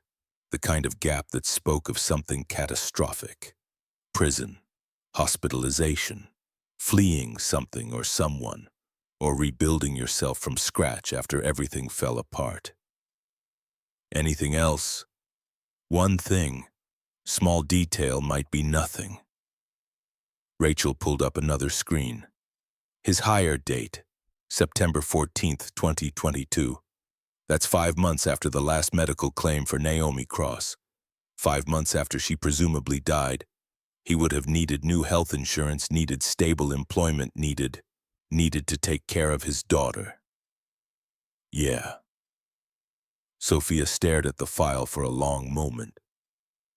At the photograph clipped to the inside cover, Elijah's employee ID photo. Professional, neutral expression, but his eyes held something the camera had captured even if it couldn't define it. Sorrow, old and deep and carefully controlled. I need to find him. Rachel looked up from her tablet. Boss, he'll be back at work on the 26th. You can just... No, I need to find him now, before he runs. Why would he run? Sophia set down the file, met her assistant's eyes. Because I would. If I'd been invisible for 16 years and someone suddenly saw me, really saw me, I'd run. At 8:00 a.m., Sophia called a number she hadn't used in over a decade. Dr. Lawrence Ashford, professor of music at Wisconsin Music Conservatory, retired now, but still living in Madison according to the online directory that listed him, with the kind of detail that suggested he was old school about privacy, that he'd never quite understood why you wouldn't want people to be able to find you. The phone rang 4 times. Sophia had almost resigned herself to voicemail when he picked up. Ashford residence. Dr. Ashford, this is Sophia Lancaster. I don't know if you remember me. Of course I remember you, Sophia. His voice was warm, exactly as she remembered from those brief conversations 16 years ago when he'd been Dominic's mentor. And she'd been the grieving girlfriend trying to understand what had been lost. You were at music camp in 2008. You were dating Dominic Vale. I'm so terribly sorry for your loss. Such a talented young man, such a tragedy. Thank you. Actually, that's why I'm calling. I need to ask you about that summer, about Dominic, about a song he wrote. Midnight Sonata. Her heart stopped.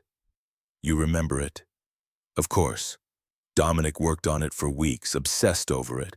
It was one of his finest compositions. Why do you ask?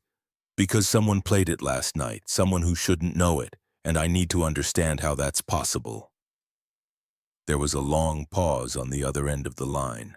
The kind of pause that spoke of secrets kept and guilt accumulated and decisions made long ago that still haunted.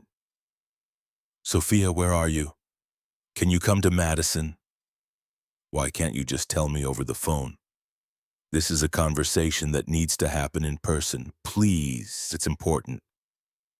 She checked her calendar. Meetings, conference calls, a board presentation she'd been preparing for weeks. I can be there by 2 o'clock. I'll make tea. The drive to Madison took 2 hours and 37 minutes.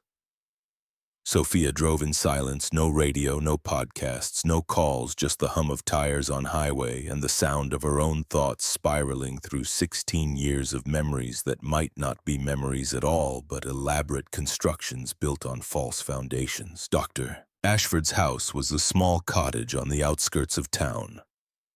White clapboard with blue shutters and a garden that had been put to bed for winter, but still showed signs of careful tending through spring, summer, and fall. The kind of place that spoke of someone who valued beauty over display, who found meaning in small rituals like weeding and watering and watching things grow. He met her at the door, looking older than she remembered, 63 now. White hair gone mostly silver, wire-rimmed glasses, tweed jacket with leather elbow patches like he'd stepped out of central casting for small-town music professor. Sophia, you look well, successful. Thank you for seeing me on such short notice. Of course. Come in. The inside of the house was exactly what she'd expected. Books everywhere, shelves covering every wall, stacks on tables and chairs and the floor. A piano in the living room, well-maintained Yamaha upright. Sheet music on stands. Photographs on the walls showing students' performances, moments of achievement and pride accumulated over 4 decades of teaching. They sat in a small study.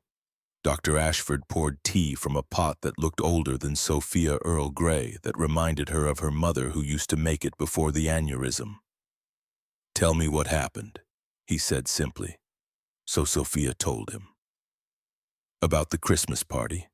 About the janitor who played Midnight Sonata note perfect. About the impossibility of it, the way it couldn't exist outside her memories and Dominic's recording that had burned in the car with him.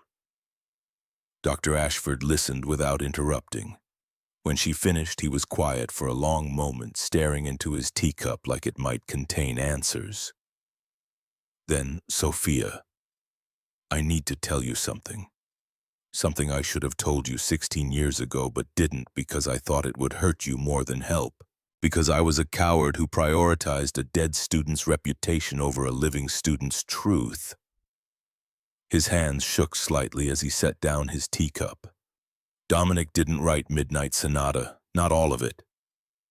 The words landed like a physical blow, like someone had punched her in the chest and driven all the air from her lungs. What? He wrote the opening, the first 8 bars. Beautiful work, he had a real gift for melody. But he got stuck. Couldn't figure out where to take it, couldn't find the resolution, couldn't make it work the way he heard it in his head. I watched him struggle with it for 2 weeks. He'd write something, hate it, crumple the paper, start over. Spent hours at the piano trying different approaches, different harmonies, different directions. Nothing worked. Dr. Ashford removed his glasses, rubbed his eyes with thumb and forefinger. Looking older, looking tired, looking like someone carrying weight for too long. There was another student that summer, scholarship kid, quiet, kept to himself, worked in the cafeteria washing dishes to earn his keep because the scholarship only covered tuition, not room or board or any of the incidental costs. From a poor family, I remember that much. His father had died recently, mother cleaned houses, sister needed dental work they couldn't afford. Sophia's hands gripped the teacup so hard, she was surprised it didn't shatter. Dominic felt guilty about having so much when others had so little. His family wasn't wealthy, but compared to this kid, they were rich.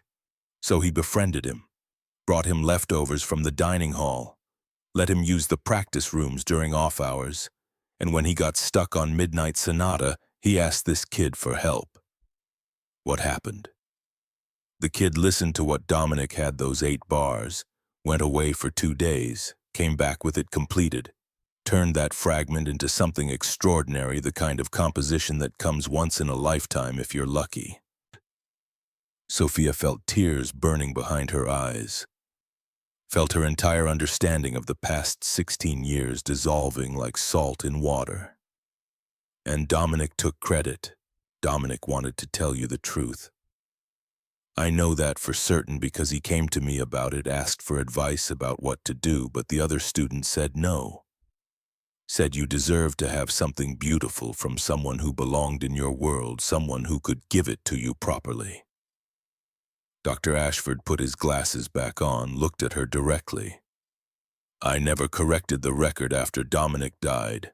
Never told anyone that Midnight Sonata was a collaboration, that the best part, the part that made it transcendent instead of merely good, came from someone else. I told myself it was to honor Dominic's memory, but really I was protecting his reputation, protecting my own pride in having taught him, protecting the narrative that made him seem like the genius I wanted him to be. Who was the other student? Do you remember his name?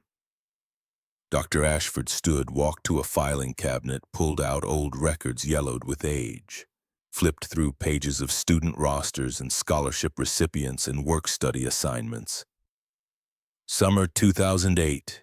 Here, Elijah Cross, age 20, piano, full scholarship recipient, work-study assignment, cafeteria services, midnight to 6 a.m. shift. recommended by his high school music teacher in Chicago. Showed great promise. Withdrew from program after one summer, reason not given. He looked up at Sophia with something like sorrow in his eyes. The man who played last night, his name was Elijah Cross, wasn't it? Sophia couldn't speak, could only nod. Do you have a photo? She pulled out her phone with shaking hands, showed him the employee ID photo that Rachel had sent her. Dr. Ashford studied it for a long moment, eyes moving across the pixelated features like he was trying to see through 16 years of age and experience to the 20-year-old kid who'd washed dishes at 3 in the morning. Then he nodded slowly, certainty replacing doubt. Yes, that's him. Older, obviously, but yes, that's the student who completed Midnight Sonata. Sophia called the maintenance department at 8:17 a.m. the next morning, December 26th, as soon as she knew the supervisor would be in. Frank Martinez answered on the second ring. Maintenance, this is Frank. This is Sophia Lancaster. I need to speak with Elijah Cross. Is he working today? There was a pause, the kind of pause that immediately made her stomach drop. No, ma'am. He called in sick this morning, said it was a family matter, first time he's called in sick in 3 years, so I approved it without question. What about tomorrow? He requested personal days through the end of the week. Through January 2nd, actually. Submitted the request yesterday afternoon, said it was urgent. He's got the banked time, hasn't taken a sick day or vacation day since he started. So I approved it. Is there a problem? 3 days ago. He'd submitted the request 3 days ago. That was before the Christmas party, before she'd heard him play, before any of this happened. He'd already been planning to disappear. Did he say what the family matter was? No, ma'am, and I didn't ask. Company policy is that we don't interrogate employees about their personal time as long as they're not abusing the system, and Cross has never abused anything. He's one of our best workers, reliable, skilled, never complains. Is there something I should know? No, no problem. Thank you, Frank. She hung up, looked at Rachel, who'd been listening to the call on speaker. He's running. You don't know that, boss. Maybe his daughter is actually sick. Maybe there really is a family emergency. He's running. Sophia's certainty was absolute, bone deep, the kind of knowing that came from recognizing yourself in someone else's behavior. I need his home address. Rachel pulled it up on her tablet, turned the screen toward Sophia.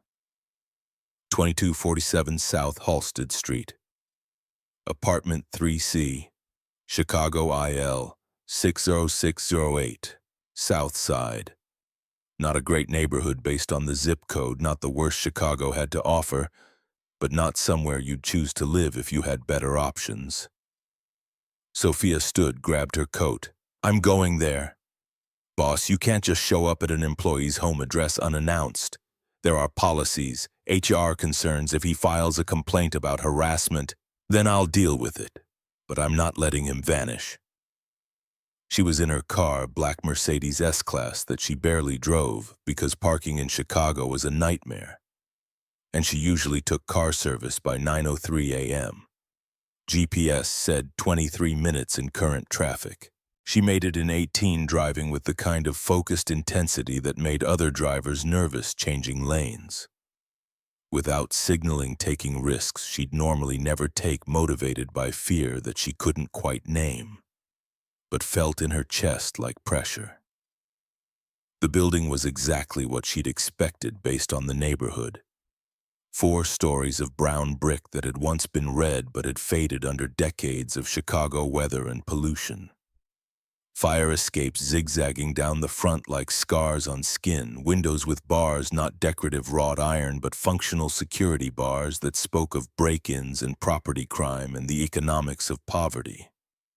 A front door that should have required a key or buzzer but didn't because the lock mechanism was broken and nobody had fixed it and probably wouldn't fix it unless the city issued a violation. She climbed to the 3rd floor, found apartment 3C, knocked. No answer. She knocked again, harder, using the side of her fist to make it clear this wasn't casual. Still nothing. The door across the hall opened a crack. An elderly black woman peered out, suspicious, protective of her neighbors even when those neighbors weren't home. "They're gone." Sophia turned. "Excuse me. The Crosses, Elijah and little Maya, they left 3 days ago, early morning right before dawn. Just a couple of suitcases, not much else." 3 days ago. Before the party. Before everything. Did he say where they were going? The woman shook her head, the chain on her door catching the light. "None of my business where people go. But I heard Maya crying. Heard her say she didn't want to go on an adventure, she wanted to stay home. Elijah told her it would be okay, told her they'd be back soon, but—" The woman hesitated. "He looked scared, honey. Like he was running from something bad or running to protect her from something, hard to tell which."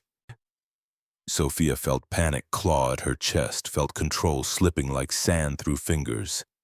Did he leave a forwarding address, mail? Forwarding anything? "Wouldn't tell you if he had. Don't know you. Could be anybody. Could be the reason he ran." Fair enough. Reasonable even.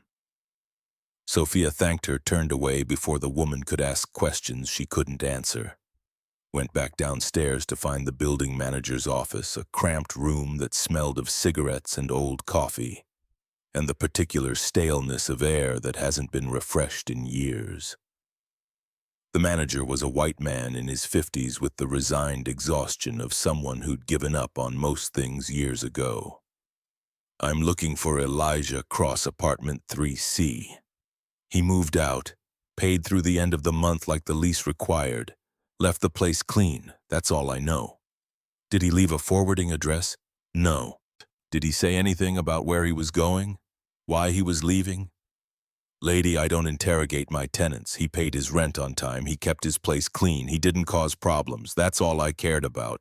Where he goes after leaving is his business." "Can you at least tell me when his lease was up?" "Month to month.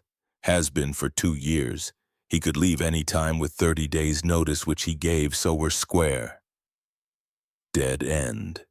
Complete dead end. Sophia drove back to the office feeling like the ground was shifting under her feet, like everything solid had turned to quicksand, like she was drowning in questions that had no answers. Elijah Cross had disappeared. Completely. Taking his daughter and whatever secrets he carried with him into whatever hiding place he'd found, and she had no idea how to find him, how to get answers, how to understand what had happened. Christmas Eve, when a janitor played a song that shouldn't exist and shattered 16 years of carefully maintained grief. Martin Reeves came highly recommended.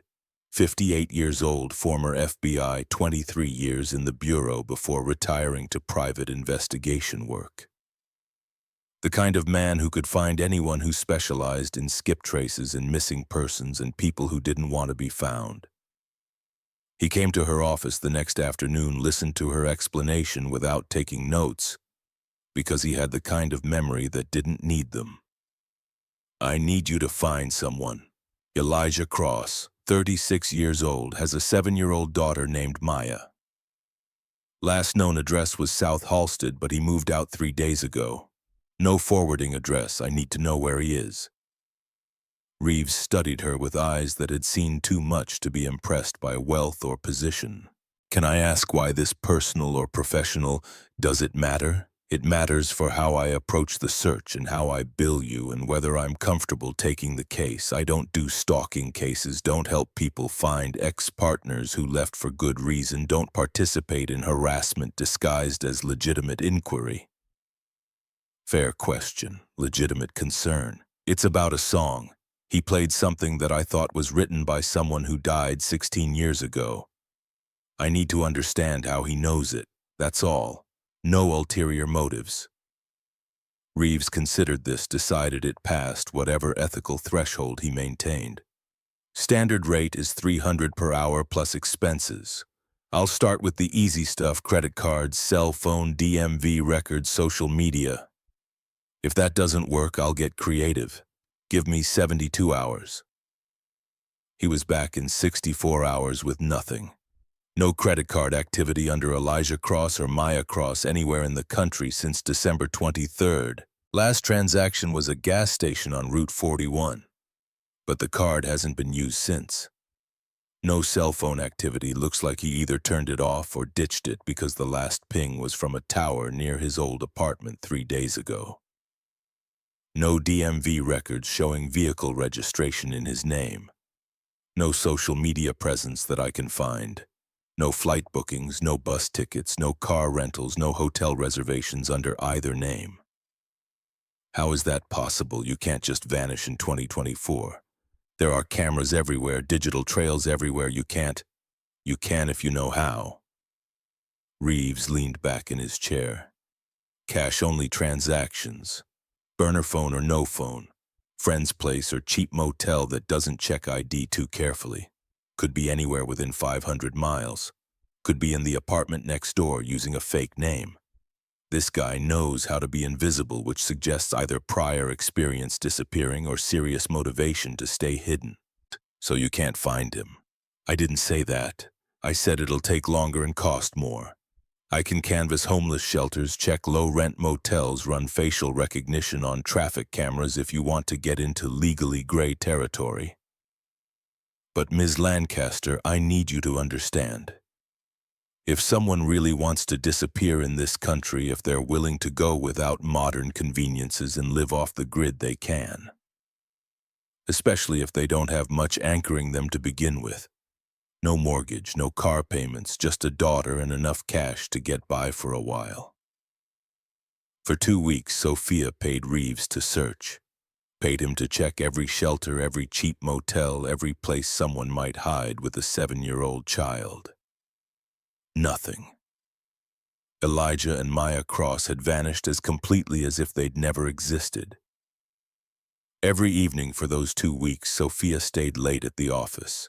Long after everyone else had gone home, long after security had made their rounds, long after the building had settled into its nighttime rhythms of creaks and hums and the specific silence of empty spaces designed for thousands. She would walk through the empty lobby, stand by the piano, run her fingers over the keys without pressing them hard enough to make sound, waiting for what she couldn't quite articulate. For him to come back, for answers to materialize from nothing, for the universe to make sense again, but mostly just waiting because it was better than going home to her empty penthouse, where the silence was so heavy she could barely breathe under its weight. On the 14th night, January 8th, 2025 at 12:37 a.m.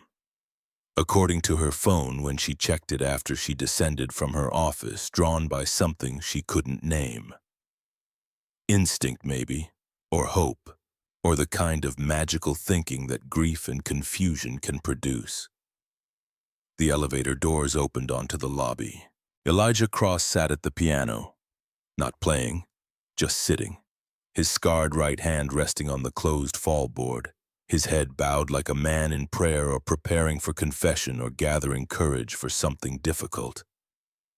He was here, real, solid. Not a ghost or a hallucination or wishful thinking made manifest. Sophia's heels clicked on marble as she walked toward him, the sound echoing in the vast empty space announcing her presence. Elijah didn't turn around, but his shoulders tensed, muscles tightening in a way that suggested he'd known she was there, had perhaps been waiting for her, had maybe even hoped she'd come.